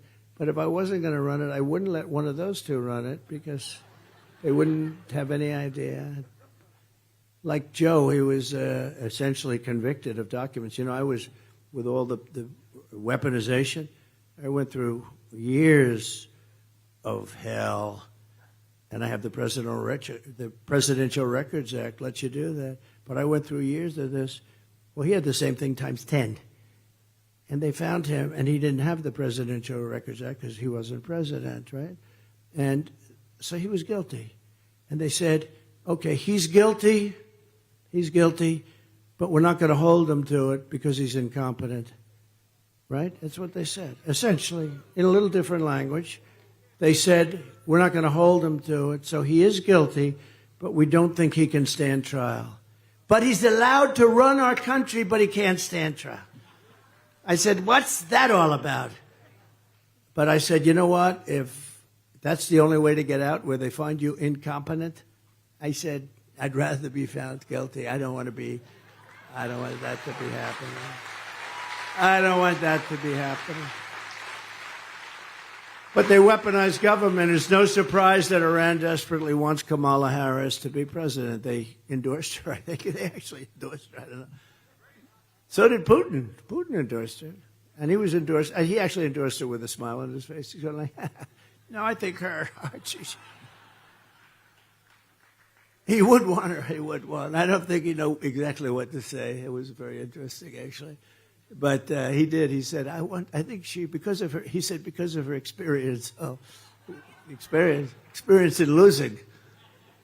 Because they know as long as she's in power, they can take advantage of America like never before. And, you know, for 4 years, this country was respected. I was respected, but this country was respected. Viktor Orban said, if you bring Trump back, he's the head of Hungary, you bring Trump back, there won't be any problems anywhere.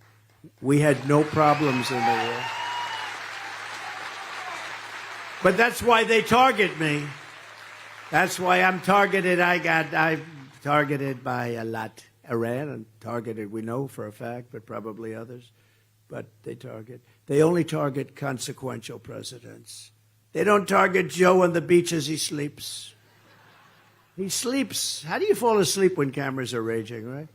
You got the paparazzi, you got everybody. He's dead sound asleep. I wish I could have that secret because, you know, that's a talent. I wish I could do that. Sleep with the cameras. Tommy, could you do that? I don't think Scott could do that, right? I don't think so. But if I were in charge, today's attack on Israel never would have happened. All of the things that we're talking about never would have happened, including that botched withdrawal that made us look so bad. Probably the reason that Russia went into Ukraine. They saw that, and because it was right after that, they saw that, and they said, wow, these people are not what we thought. If I win, we will have peace in the world again. I guarantee we will have peace in the world again.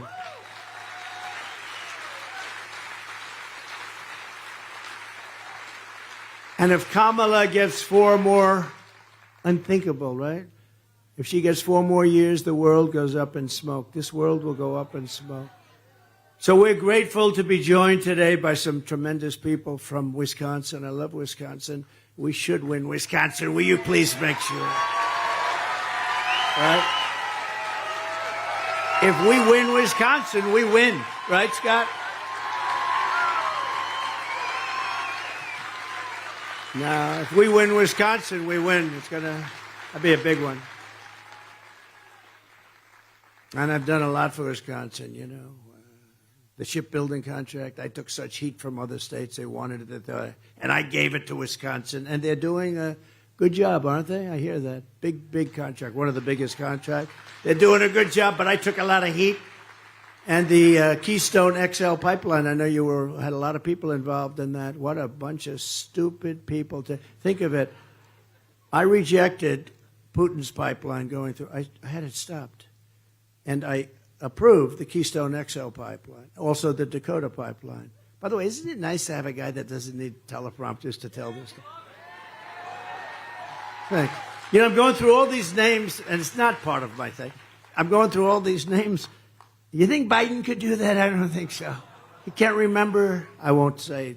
I was going to almost say his wife's name, but I didn't want to say that. I almost said it. Remember when he called his sister his wife?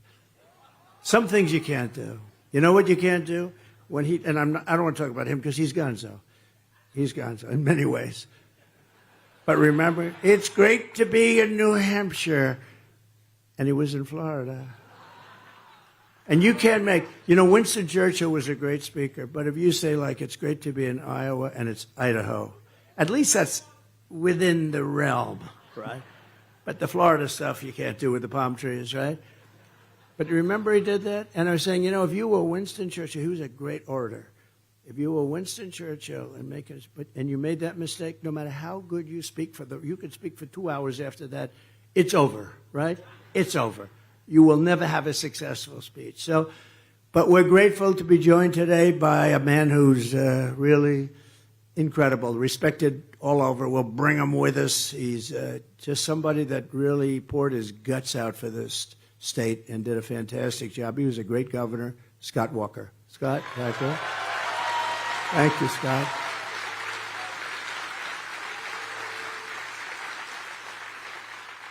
And another former governor, so respected, he's like the dean. He's the dean, they call him that. And I'll never forget, in 2016 I ran, and he said, "Sir, you're wasting your time. You're not going to win Wisconsin."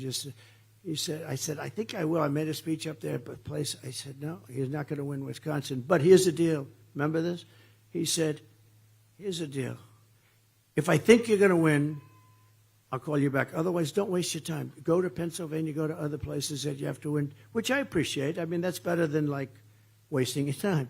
He said, "So you're not going to win it, but if for any reason I see a change, I'm going to call you back and you'll come up and you'll close it up." And he called me about 3 weeks later. He said, "It's time to come up. You're going to win this state," right? Tommy Thompson. And we did. That was pretty cool. That was pretty cool. Do you remember that, Tommy? That's pretty cool. Most guys say, "Oh, come up. Come up. Don't waste a half a day, even though you can't win." It was pretty. I'll never forget that. "Sir, get in your plane. Let's go. You're going to win the state." And we did win the state. That was quite a time. Remember that beautiful evening in 2016? That was the greatest. I had a 3% chance, and I said, I just not a 3%. I was getting the biggest crowds that anybody's ever had. By the way, they're much bigger today than they were in 2016 or in 2020.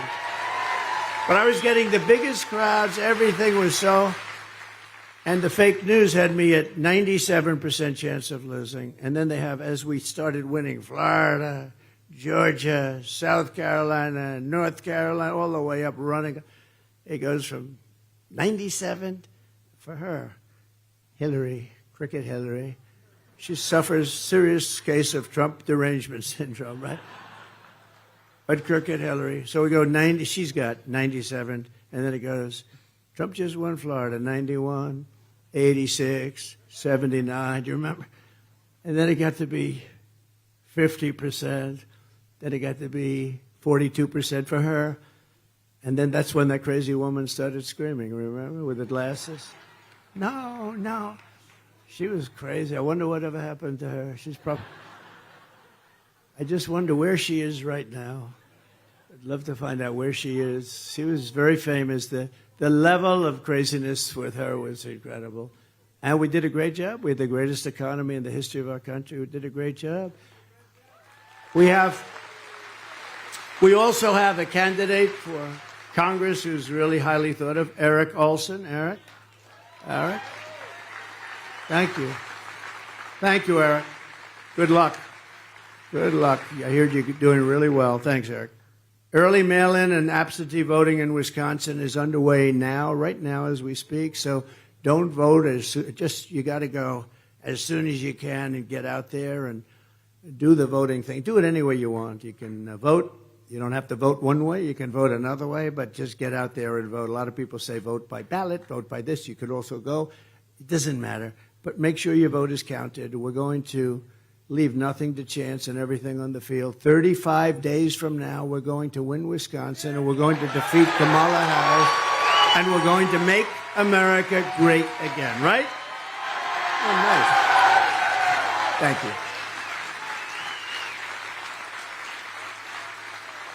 And I'm asking every citizen to join me in launching sort of a new golden age for America. We're so embarrassed by what's happened over the last 4 years. It's just a terrible, terrible thing. It's interesting, though, because we had 2 great elections, the second one being much better than the first. Hard to believe, right? They said, what happened? I said, well, we did much better. But they say that this one, I've just asked some of the people in the back that are here, working here, they said this one is far stronger than number 1 or number 2, and they were good. But this is much, and you know, the reason I think I've changed, I don't think I've changed at all. I think what has changed is you've got something to compare it to. And you're seeing the most incompetent administration in history, the absolute worst president in the history of our country. They rate vice presidents too, and she's rated last, but he's rated last. The worst president. Jimmy Carter is the happiest man because Jimmy Carter is considered a brilliant president by comparison. I mean, Jimmy Carter didn't let 21 million people come into our country without checks, without balance, without anything, from parts unknown, from parts of the world that nobody ever even knew existed. And some of them are rough. And we'll talk about that too. But as catastrophic as Kamala's failures are, the good news is that we have a plan to fix it, and we're going to fix it fast. And we have to get these people out, all these criminals that are coming into our country and destroying the fabric of our country. And really, an extraordinary future is within our grasp. We can do it. If we don't do it this time, I think it's going to be gonzo. I'm not even sure you'll ever have another election. These group is sick. They're sick. We can soon have soaring incomes, skyrocketing wealth, millions and millions of new jobs, a manufacturing renaissance, and a booming middle class, which is really why I'm here to talk about. That's why I'm in this beautiful factory. We can live in cities and towns that are safe and clean, and borders that are sealed and secure, and America can once again be a nation that is strong and confident and free. Together we can reclaim our pride, our dignity, and our glorious American dynasty. We could also, for our children, we can create the American dream again, because there is no American dream right now. But only if we make a clean break from the failures of the past 4 years, the worst administration ever, and elect a man named, have you ever heard of him, Donald J. Trump, on November 5th. America, fuck yeah!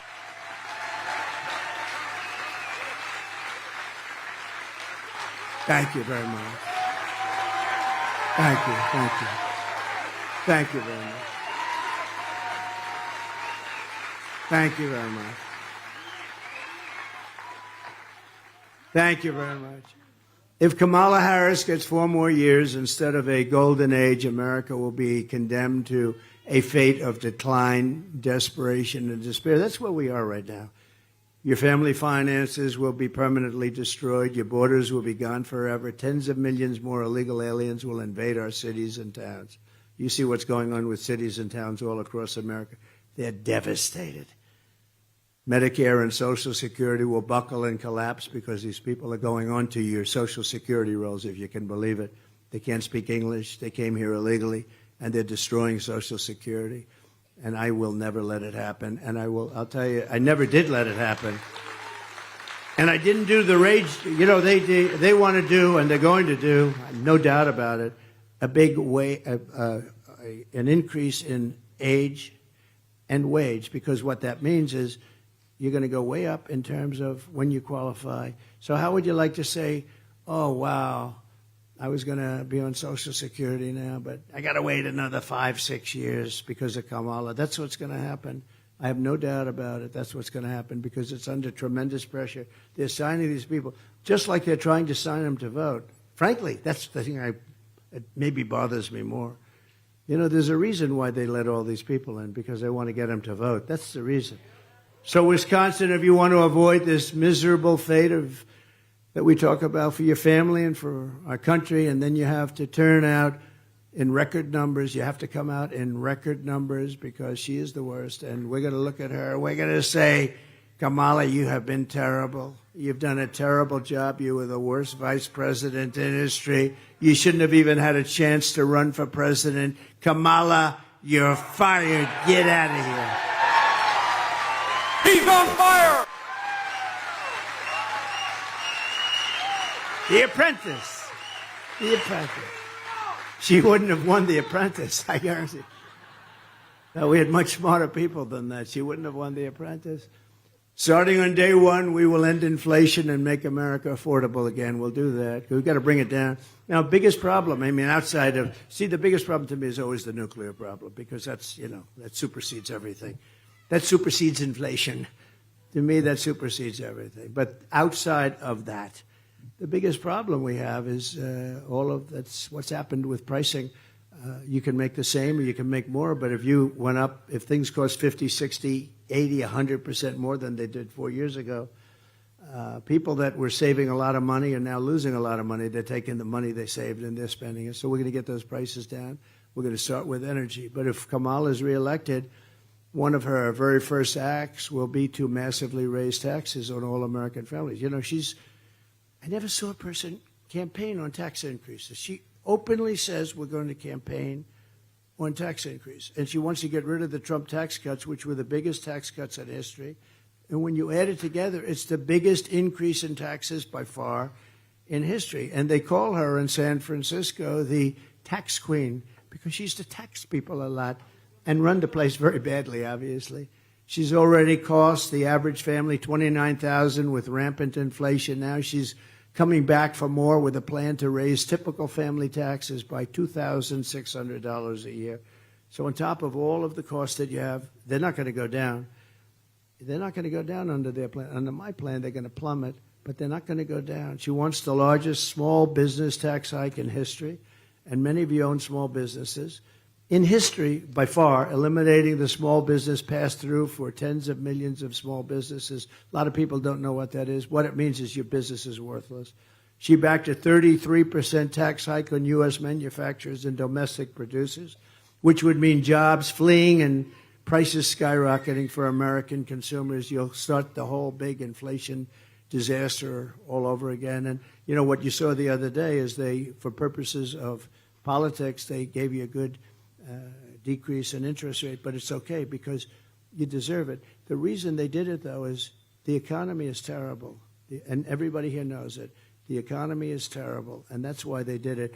It's probably political, but they probably did the right thing because the economy is absolutely terrible. She wants to drastically raise the death tax. You know what that is? Radically increase the capital gains tax. On the death tax, I have a provision. If you have a small farm or business, you can leave it to your children tax-free, tax-free. She's getting rid of that.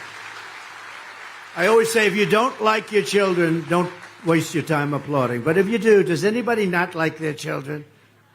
No, if you have a small business, you have no estate tax or death tax. And if you have children that you love, that's a big deal. If you have children that you don't care about, you don't want to leave them anything, don't waste your time listening.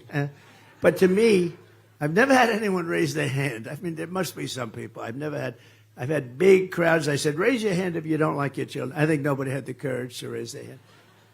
But no, it's a tremendous thing. You leave your farm to your children, and before I came along, they'd go out, they'd have to borrow money. It's valuable, but they didn't have cash. And they'd borrow from the bank, and the bank would almost always end up taking it over in a disaster, like a disaster.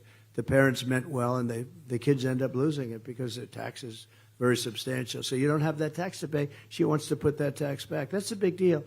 And she's pledged to create a brand new wealth confiscation tax on unrealized capital gains, which is one that nobody outside the communist countries, only communist countries think about it, but they don't even do it, which would crash the stock market like in 1929.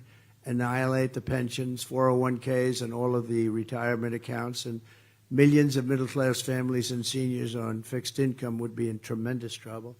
If you want your incomes to plummet, your net worth to collapse, your tax bills to soar, and your jobs to totally disappear, that doesn't sound too good. Then vote for Kamala, your tax queen. She's a big taxer, and your taxes are going to go through the roof. But if you want Washington bureaucrats to keep their greedy hands out of your pockets and just leave my money alone. And if you want to have a tremendous history and legacy, and if you want to have a country that's strong and prosperous and great, you're going to vote for Trump, and we'll turn it around very fast. It's not going to be that easy, but we'll turn it around fast. See, we're lucky because underneath our feet we have more liquid gold than any other country. You know, that's always been a big thing. Who has the most energy? We have more energy. We have more oil and gas under our feet than anybody else, more than Russia, more than Saudi Arabia. We go to Venezuela to buy it. It's like they buy it in Venezuela. And they use the strategic reserves. Did you hear the other day? They're the lowest they've been in 50 years because they wanted to keep the oil and gas down for the election. So they've really jeopardized our country because that's meant for war. It's meant for big things, not to keep your prices down a little bit. And it doesn't even matter that much. You lose it so fast because there are so many cars, and it really dissipates it. But they just announced that it's the lowest it's been in many, many decades, and that's really dangerous, actually. We need that for bad times, real bad times. And Kamala's promising the largest tax hikes in American history. When did you ever hear that, Scott, that we are going to give you the largest tax hikes in the history of our country? All my life I've been with I'd like politics, and I've never seen people like this. They announce that they want open borders. They announce that they want men playing in women's sports. And they announce that we're going to give you the biggest tax hikes, not cuts. When I read the story, I thought they made a mistake. I thought it was like somebody did a typo. Cuts instead of hikes.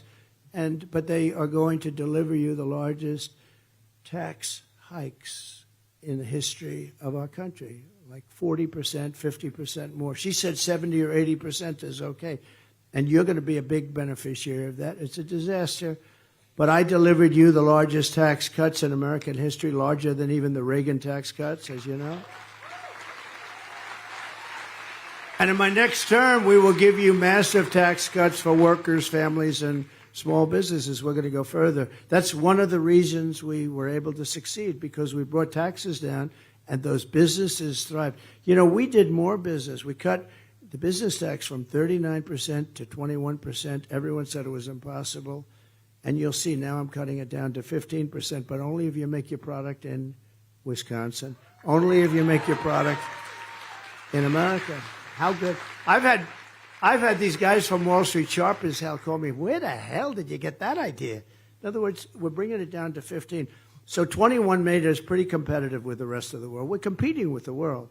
But 15 makes you really super competitive, but only if you build it here. And then you have something that she copied but we haven't heard from it since. She can't do it. She would never be able to do it because they have all this legislation pending so that you could go after people with tips. She wanted to go after people with tips. We have the opposite. We will have no tax on tips. No tax on overtime. And no tax on Social Security benefits for our seniors. Ooh.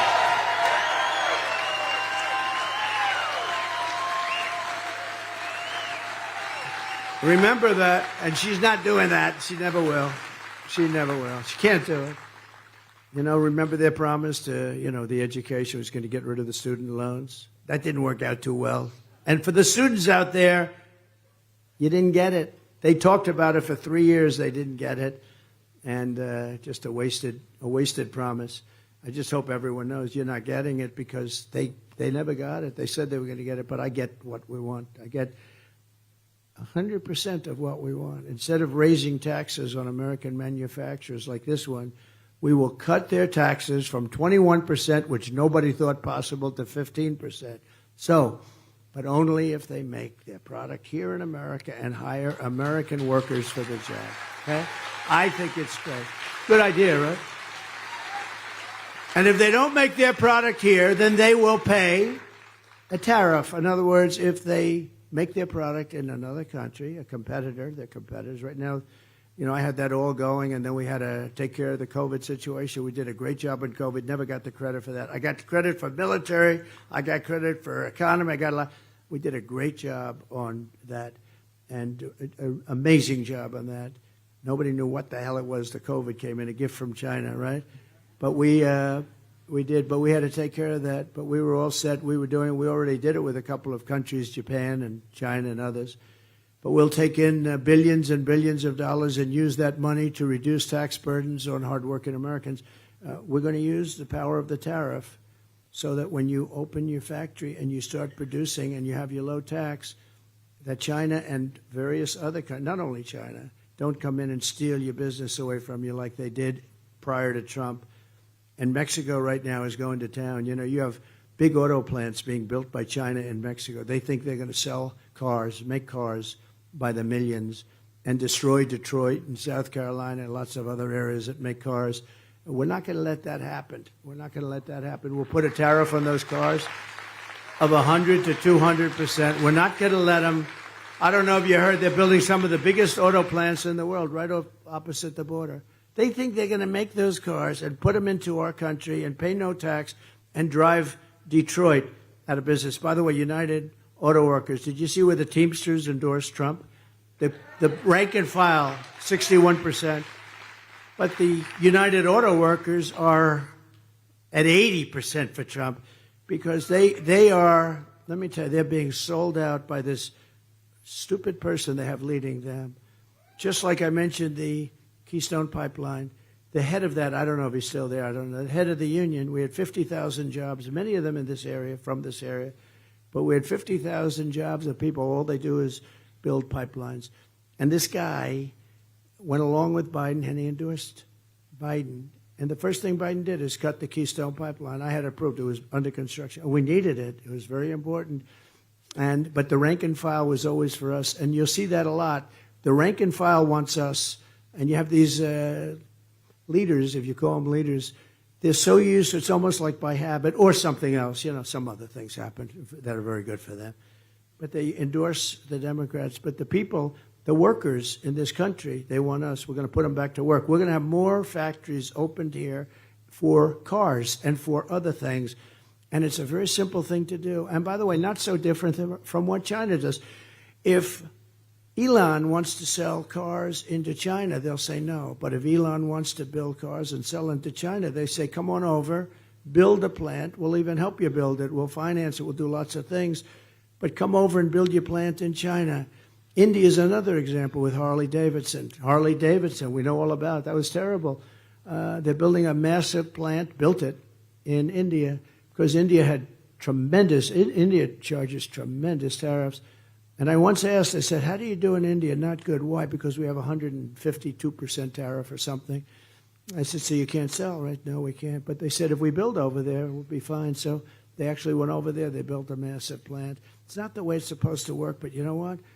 If they play that game, we have to play that game too. We have to do the same thing. It's a very simple game. We want factories to be built in our country, not in other countries. It's going to happen. It's going to happen very fast.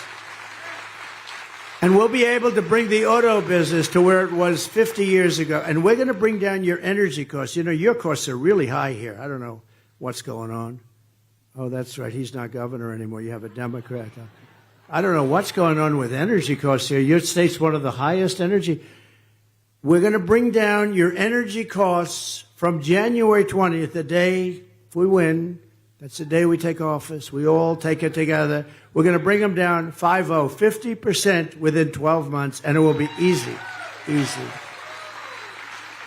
We're bringing them down 50% because they're crazy. They're too high. And again, we have more of it. We don't even use it. We don't even go for it. They don't let us take it out environmentally, you know. They spend all their time and energy on the Green New Scam. Do you ever know, though, they don't talk about that anymore. When was the last time you heard about the Green New Scam? They don't talk about it. You know why? Because it doesn't work. They wanted $93 trillion. The ultimate plan was $93 trillion.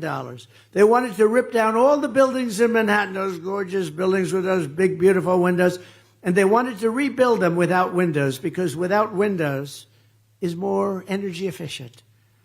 Tell somebody you're going to take 40,000 feet of office space, but you have no windows. This is what they want. These people are crazy. They're crazy. Take a look at some of them are actually, you got to see the bathrooms that they project for people. I can't talk to you about it because it's so gross. But basically, water-free bathrooms. Water-free. No water. This is not good. But These people are crazy. But the total for the ultimate package is $93 trillion. You could get China, us, and everybody else on the planet, and you couldn't afford that in 20 years. And you know, they really hurt our country because you can't do anything unless you get the environmental approvals. And I'm an environmentalist. I want clean air and clean water, really clean air. Beyond that, we have to have jobs, and we have to have success, and we have to rebuild our country. Kamala's plan will kill the American dream and make inflation worse than it ever was. My plan will bring back the American dream, but bigger, better, and stronger than ever before. That's what's going to happen. We're going to do it fast. We're just 5 weeks away from the most important election in the history of our country. It is. I believe it's the most important election. I used to say that in 2016, most important election. Then 2020, I didn't say it because we were doing great. We had a great country. I almost had a logo, remember, Keep America Great. But it was CAG. CAG, Keep America Great. And I sort of like MAGA much better. MAGA. I don't know if it would have switched. I don't know if CAG would have played well. When Biden used to go out and say, we've got to stop this group called MAGA. We're going to stop. Remember with the purple background and pink background behind it looked like the devil, right? We're going to stop MAGA. I said, Joe, MAGA, make America great again. That's going to be stopped. It's not going to be stopped. It can't be stopped. If it's going to be stopped, you don't have a country anymore. Make America great again. That's all it is. I could be having a nice life right now. Nobody would be shooting at me. I'd be at the most beautiful beaches in the world. I'd have the greatest life.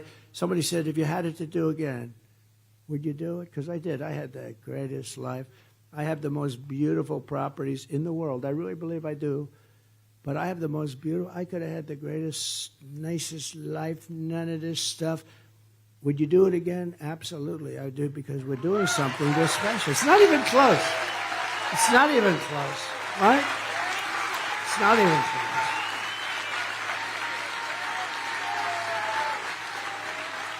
Not even close. I could have been right now in Monte Carlo, but I'd rather be in Wisconsin, if you want to know. It's true.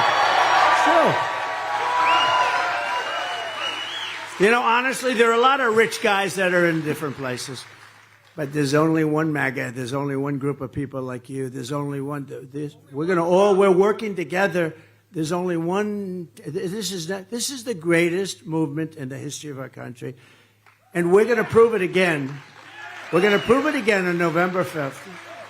It really is. It's the greatest. And you know, I have to be very careful when I talk, because the fake news, if I say something wrong, a little wrong, if I'm 3% off, they'll do headlines. They'll give me Pinocchios, you know, the Pinocchio. The Washington Post, they give you Pinocchios. If you say something perfectly, they give you a Pinocchio. They always find a reason. But if I say anything a little bit out of order, they say, oh, so I have to be very careful. But I will tell you, we're going to do so great with this country, and we're going to bring it back. But MAGA is the greatest movement in the history of our country. There's never been anything close.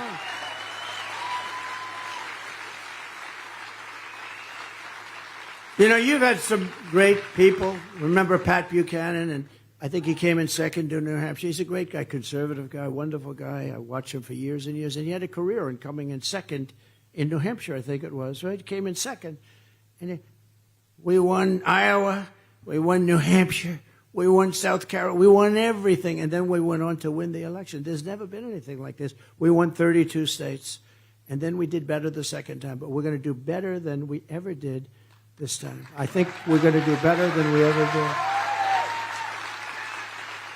And I don't take day offs. You know, they all say, are you planning any days off, sir? What would your days off be? I said, I'm not taking days off. We have 33 days. I'm out every day. I'm scheduled every single day. I'm not taking days off because we can't.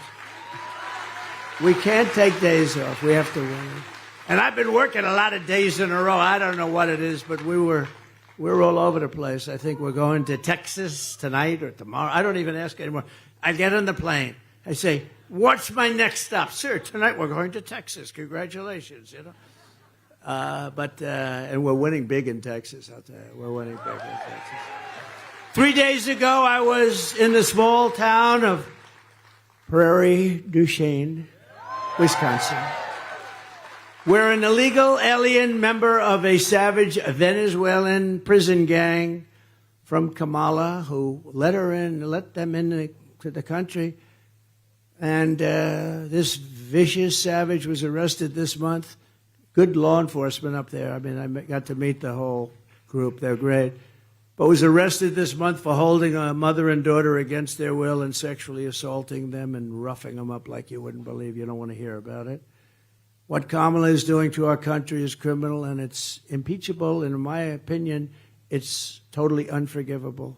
She's allowing people to come at levels like nobody's ever seen. And the corrupt media is outraged that I keep talking about migrant crime and the migrant crime epidemic.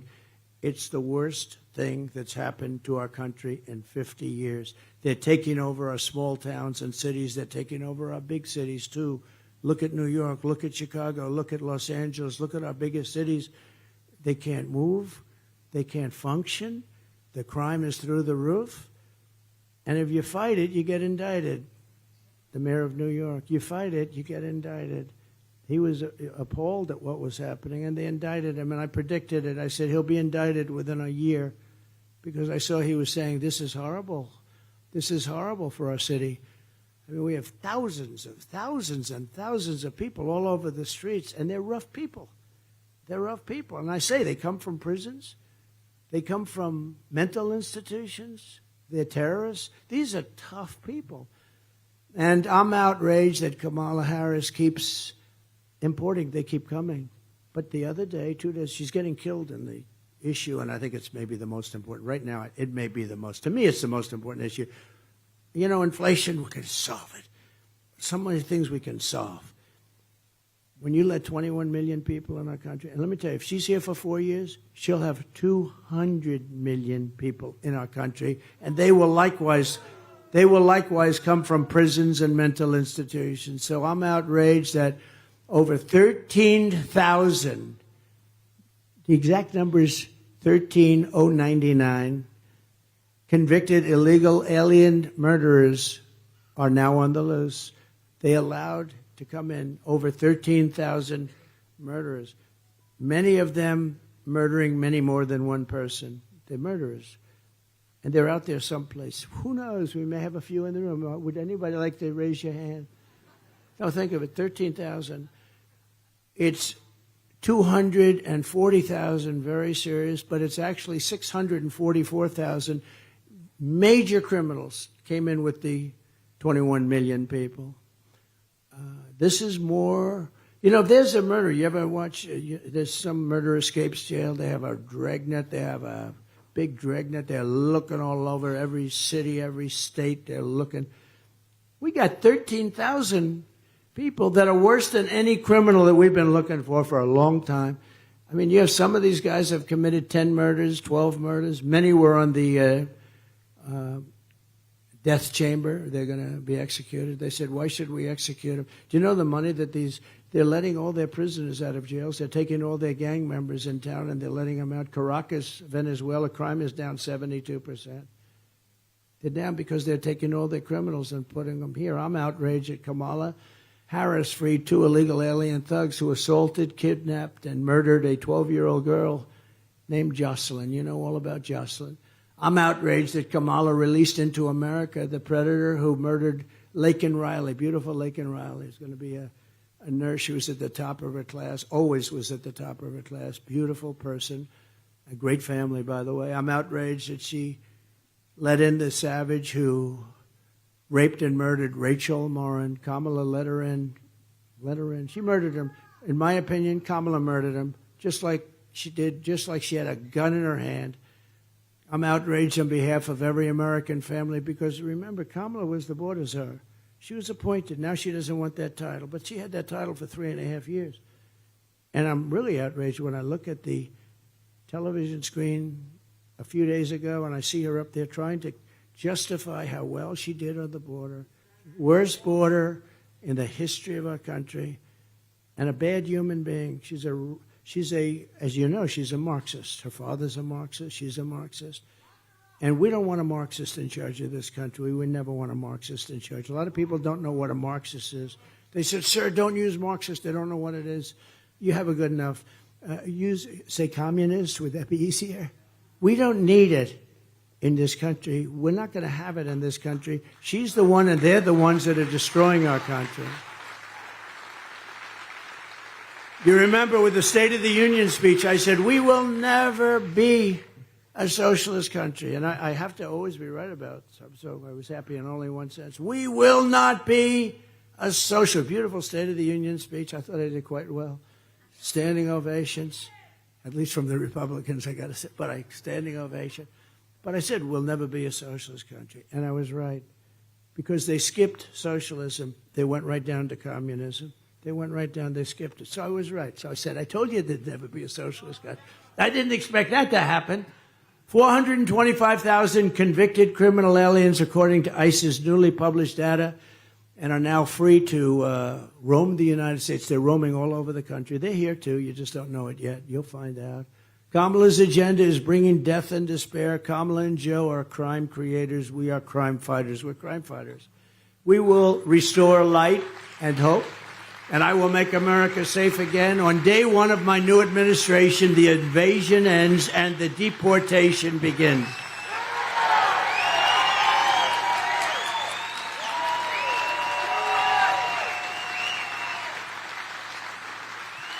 I will stop all migrant flights to Wisconsin and every other state. Can you believe it?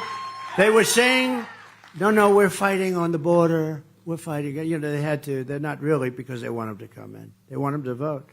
We're fighting on the border. We're fighting. And then we find out that big Boeing airplanes are flying over with hundreds of thousands of people and dumping them into towns and little cities and states all over the Midwest and all over our country. They're here. They fly in. They're saying how much they're fighting it. And then we learn that they're flying them in. Well, that means that it's a big con job, because they're flying them in. They're in airplanes. I will shut down all entries through Kamala's migrant phone app. She's got a phone app. And you know who it's meant for? The cartel heads. The heads. So the cartel heads call the app and they tell them where to drop the illegal migrants.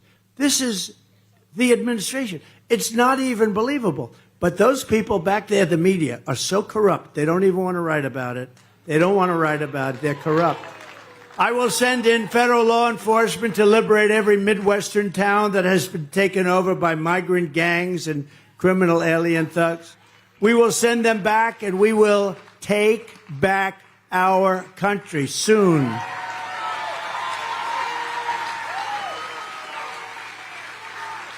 We'll be using local police. Local police, they want it more than I do. They don't want it. These people, these law enforcement people that we have. You know, almost every single law enforcement group in the United States of America has endorsed me. They don't endorse her. Almost everyone. I just shook hands with a lot of the police. Sir, we endorsed you 2 months ago. Like everyone. We will become energy independent and then energy dominant like no country has ever been before. We have more than anybody else. And we will bring energy prices, as I told you, we're going to bring them down 50% in 12 months from January 20th when we take off. And we will terminate the Green New Scam and spend the trillions of unspent dollars on roads, bridges, real infrastructure, and paying down debt, $36 trillion. Not fake infrastructure that's caused massive inflation and no benefit. You know, a lot of the spending they did, this wasteful spending, is the thing that caused it. I think energy caused it, number one, what they did with energy, but I think that the spending was a big factor, too. I will settle the war in Ukraine before I even take office. I'll settle it as president-elect. I met with President Zelensky the other day. I know President Putin very well. I'll get it settled. I will end the chaos in the Middle East, and I will prevent World War III, something nobody else can say. And we will rebuild our cities, including Washington, D.C., making them safe, clean, and beautiful again. And we will keep the U.S. dollar as the world's reserve currency. Right now, it's under threat. It's under siege. It's horrible what's going on. If we lose the world's reserve currency, that's like losing a war, isn't it? That would be like losing a war, maybe worse in many ways. Then we would be a third world nation. This is how we will end the era of inflation, mayhem, and misery under Kamala and Joe Biden, Crooked Joe, and unleash safety, prosperity, and peace for Americans of every race, religion, color, and creed. It's so important. We're going to make this country so good, and we're going to do it fast. The hardest thing we have to do is solve the crime problem. The crime problem is out of control. It was out of control before the migrant situation, but now it's crazy. Together, we will deliver low taxes, low regulations. We will deliver low energy costs, low interest rates, low inflation, and everyone's going to be able to afford groceries again, a car again, and a home. You can't afford cars, you can't afford homes. Interest rates have gone from 2% to 10%, but it's really much higher because at 10% you can't get any money, so it's obviously not 10%. They say 10%. I said, you don't get the money, so you have to go higher.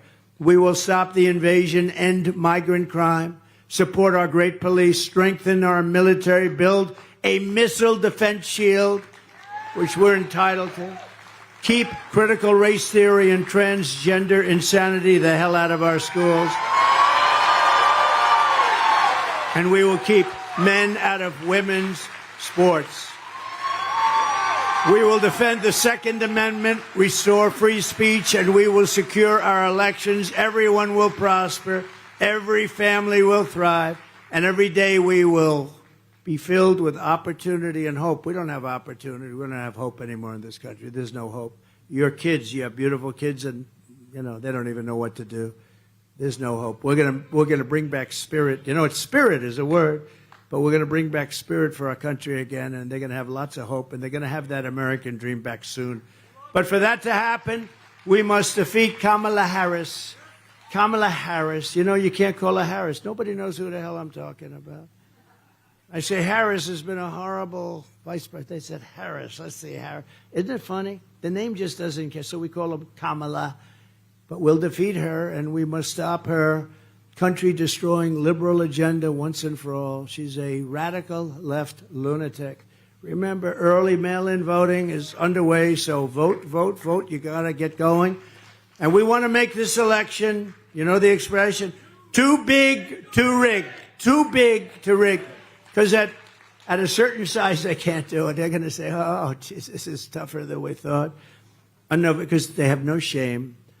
On November 5th, we will save our economy, we'll save our country. It will go down as the most important day in the history of our country. We will rescue our middle class. We will reclaim our sovereignty and restore our borders. And we will put America first. We will put it first always. We will make America powerful again, wealthy again, healthy again, strong again, proud again, safe again, free again, and we will make America great again. Thank you very much, Wisconsin. Thank you very much. Thank you.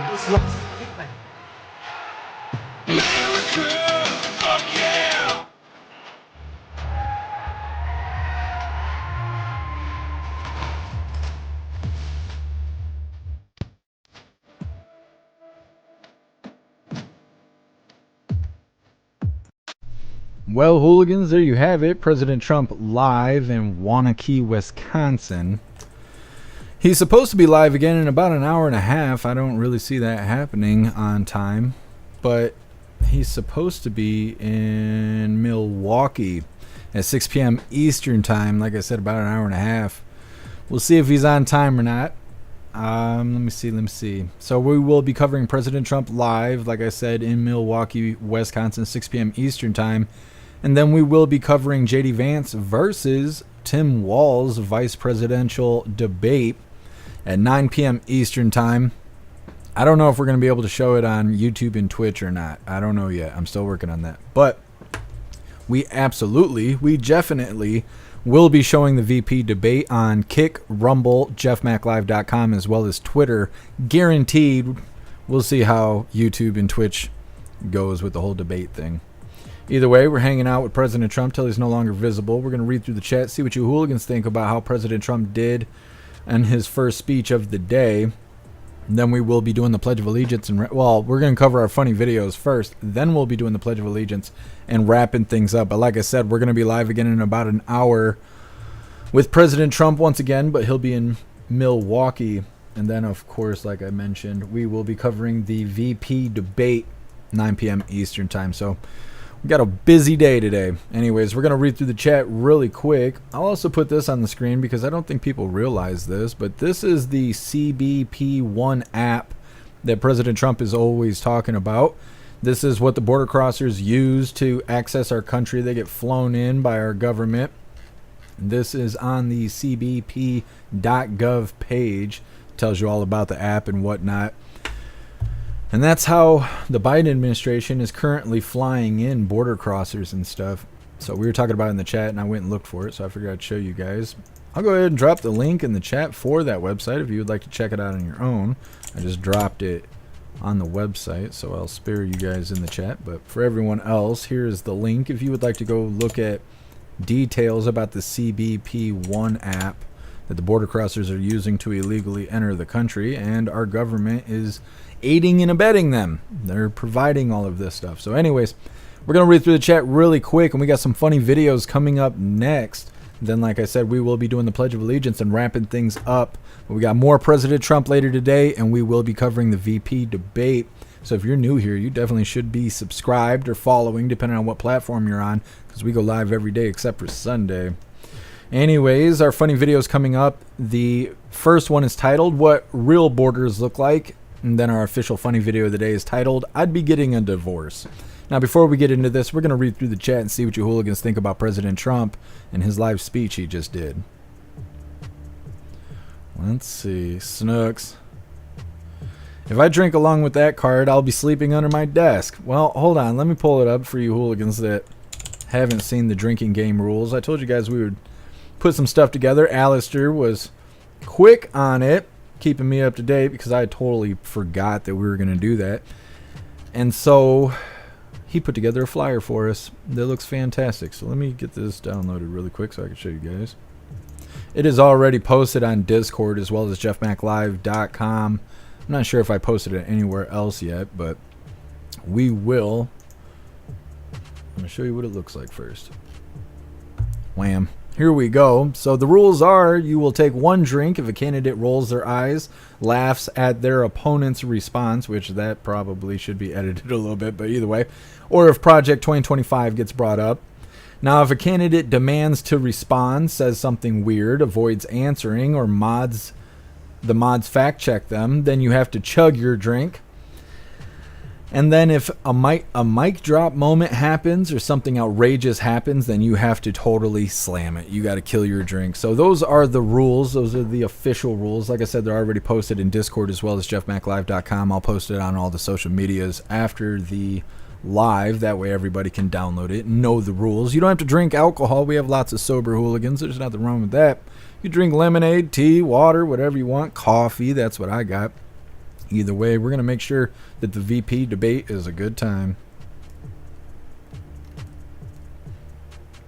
Snugs, and you think that was bad? The list we originally found had like 28 rules on it. I don't know who is making these stupid drinking games. Who can remember all those damn rules? I think being simplified goes a lot further.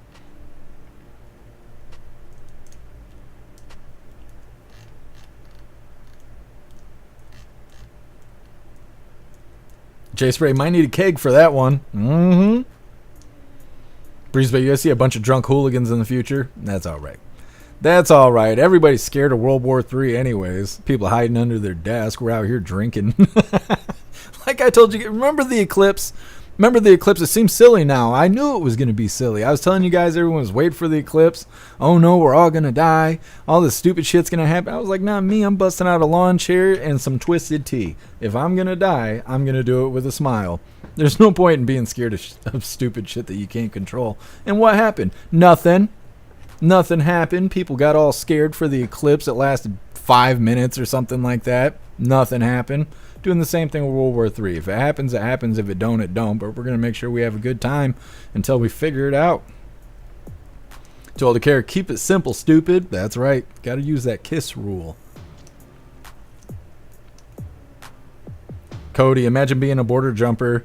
You get a plane ride in, most likely your first time on a plane, and then arrive in America with money, food, and housing giving to you freely. Not cool. Yeah, Cody.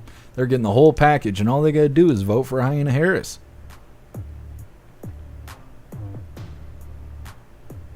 Dutton, I got a sunburn during the eclipse. That happened. Well, I'm sorry to hear that, Dutton. A little radiation goes a long way. Bobby, they're fucking us dry with no Vaseline. I know, they didn't even give me a chance to put my lipstick on. I was like, holy.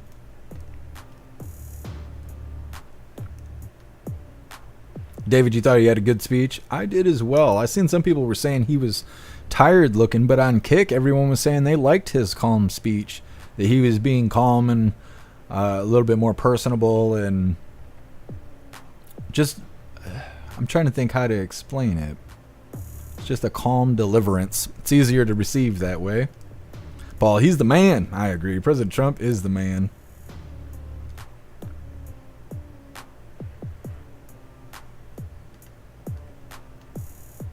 Cody, the rusty trumpet is my favorite. I don't even know what that is. I've heard of the rusty trombone, but not the rusty trumpet. Alistair, he was chill. I know. I didn't know he was chill like that. Real chill. Snooks, what is the KISS rule? Keep it simple, stupid. That's what it is. It's KISS.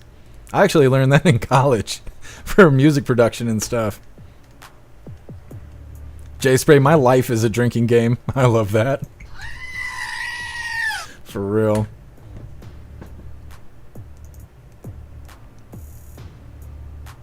Bobby, I overdosed on gas station boner pills. You'll know because you'll be able to smell colors and stuff. I got a buddy who like swears by that.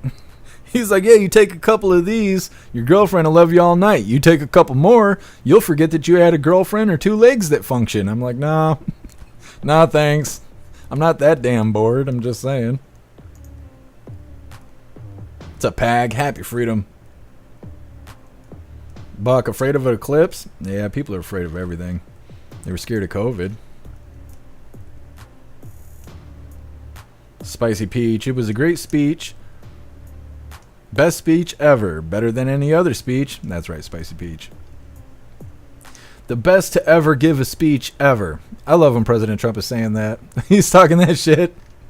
He's like, well, it's probably the best speech you've ever heard. I mean, I am the best to ever give a speech ever since words have been spoken by man's mouth. Fuck yeah, President Trump. Love it. Snooks, I thought it was about kissing. I mean, it can be. You can apply the KISS rule to kissing. Keep it simple, stupid. Don't put that tongue all out there like that. You know, that's what they say. Anyways, we're going to get into our funny videos of the day. This first one's titled, What Real Borders Look Like. Now, before we get into this, I want to give you the last reminder of the day. If you would like to support the live to keep us running, you're welcome to use that Linktree link in the description in order to make donations. You can do that by using PayPal, Cash App, Stripe, Locals, Buy Me a Coffee, or you can even send crypto. We're going to get into our first of two funny videos of the day. Get it pulled up here. Ah, yes, now I remember. This first one is titled, What Real Borders Look Like. I'm in Canada. I'm in the United States. I'm in South Korea. I'm in North. Well, gal dang, is that what borders look like? It's not what it looks like here in America. Just saying, just saying. So now we're going to get into this next one. This next one here is titled, I'd Be Getting a Divorce.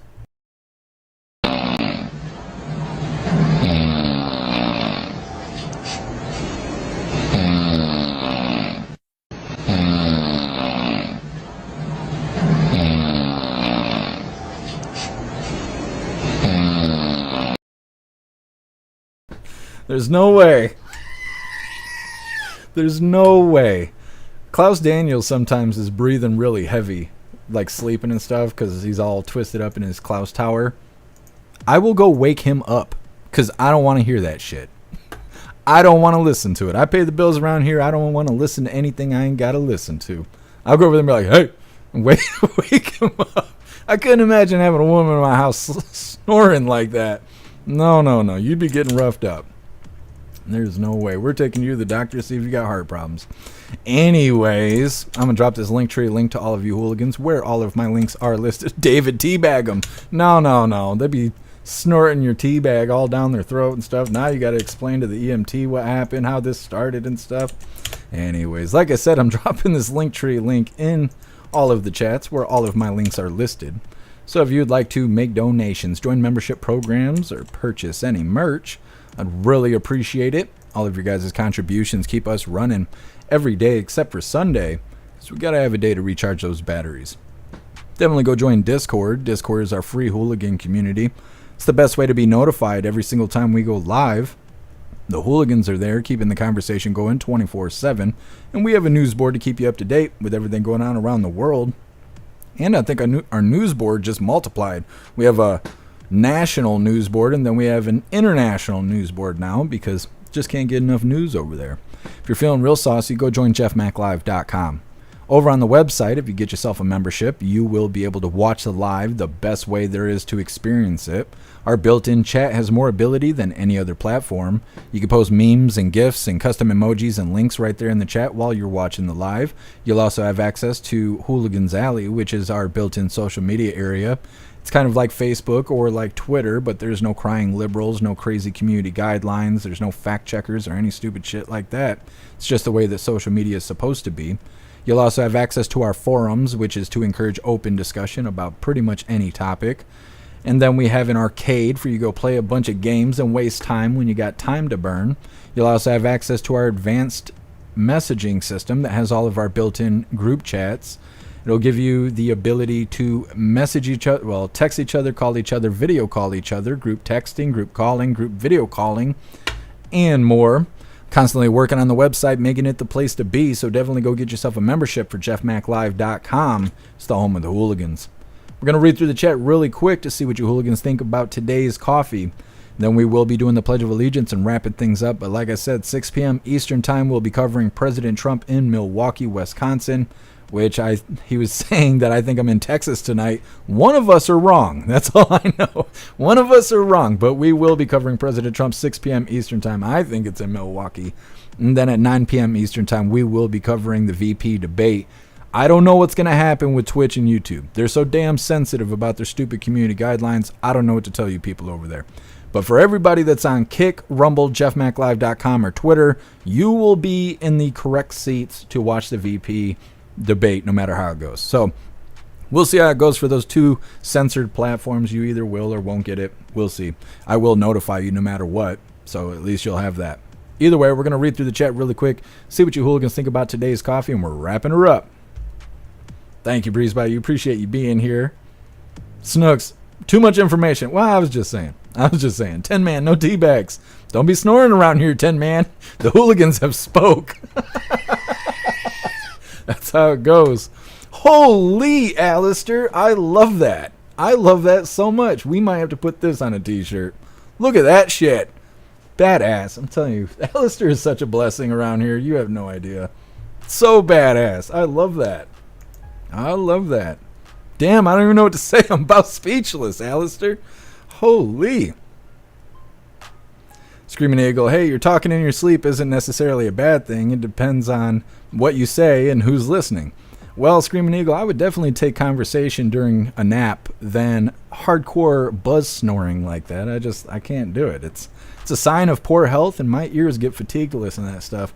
I like the sleeping conversations, though. When you got somebody sleeping next to you and they wake up and they're like, put the potato back in the ice cream machine. And you're like, what? Like, what did you say? You're sitting there playing the game, smoking and stuff. You're like, what the fuck did you say? They're like, nothing, never mind. Let's just go back to sleep. I don't mind that. It's the buzzsaw snoring I can't deal with. Hey, I appreciate you, Too Old to Care. Thank you for sticking with us. Appreciate you, David. Jesus, Bobby. I used to put meth in my coffee. Do you live in Portland? That sounds like some shit they do on the left coast. Thank you, Pumpkin. I appreciate you being here. You're the bestest. AR-16, I love coffee. Me too. Me too. Appreciate you, AR-16.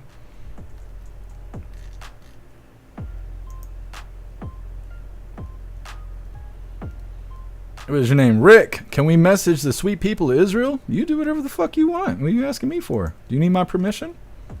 Have you wiped your ass today? Because I didn't give you permission. What's up, Susan? Happy freedom to you.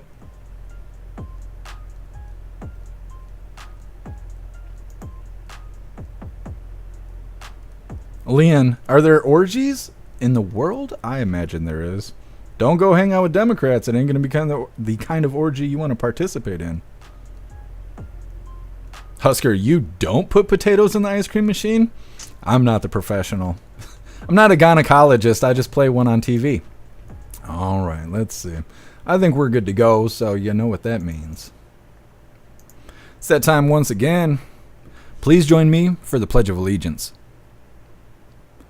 I pledge allegiance to the flag of the United States of America and to the republic for which it stands, one nation, under God, indivisible, with liberty and justice for all.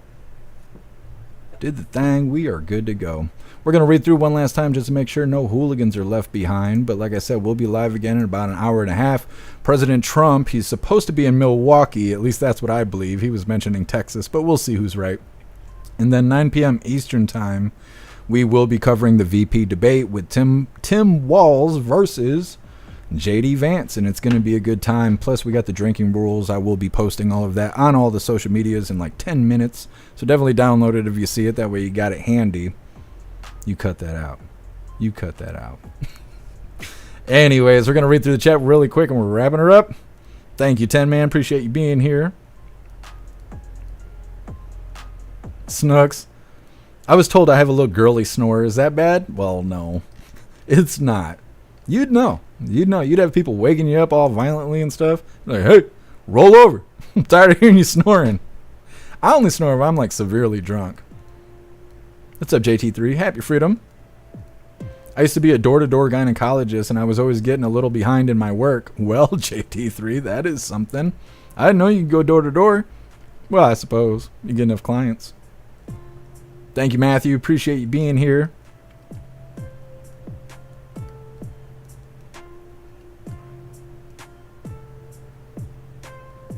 Free the Texan just read that Trump's GoFundMe for the hurricane victims is at $2 million.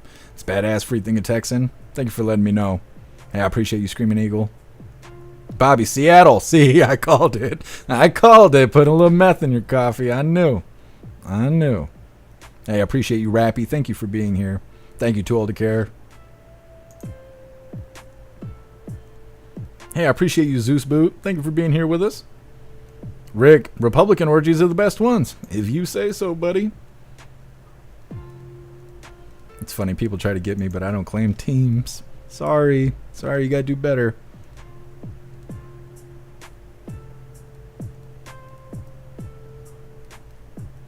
Leon, we are all Spicy Peach. Is that like we are Legion or something? Alright, I think we're good to go. Alright, hooligans, like I've said a million times, 6 p.m. Eastern Time, we're covering President Trump live. 9 p.m. Eastern Time, we are covering the VP debate. It's going to be a lot of fun, and we got our drinking rules all ready to go. So make sure you're prepared, because like I said, it's going to be a good time. Huge shout out to everyone that made donations, joined the membership programs, or purchased any merch. I really appreciate all of you hooligans, and I wouldn't be able to do any of this if it wasn't for you. So thank you so much for all your support, and I'll see you on the next live. Until then, stand tall, shine bright, and that's a wrap.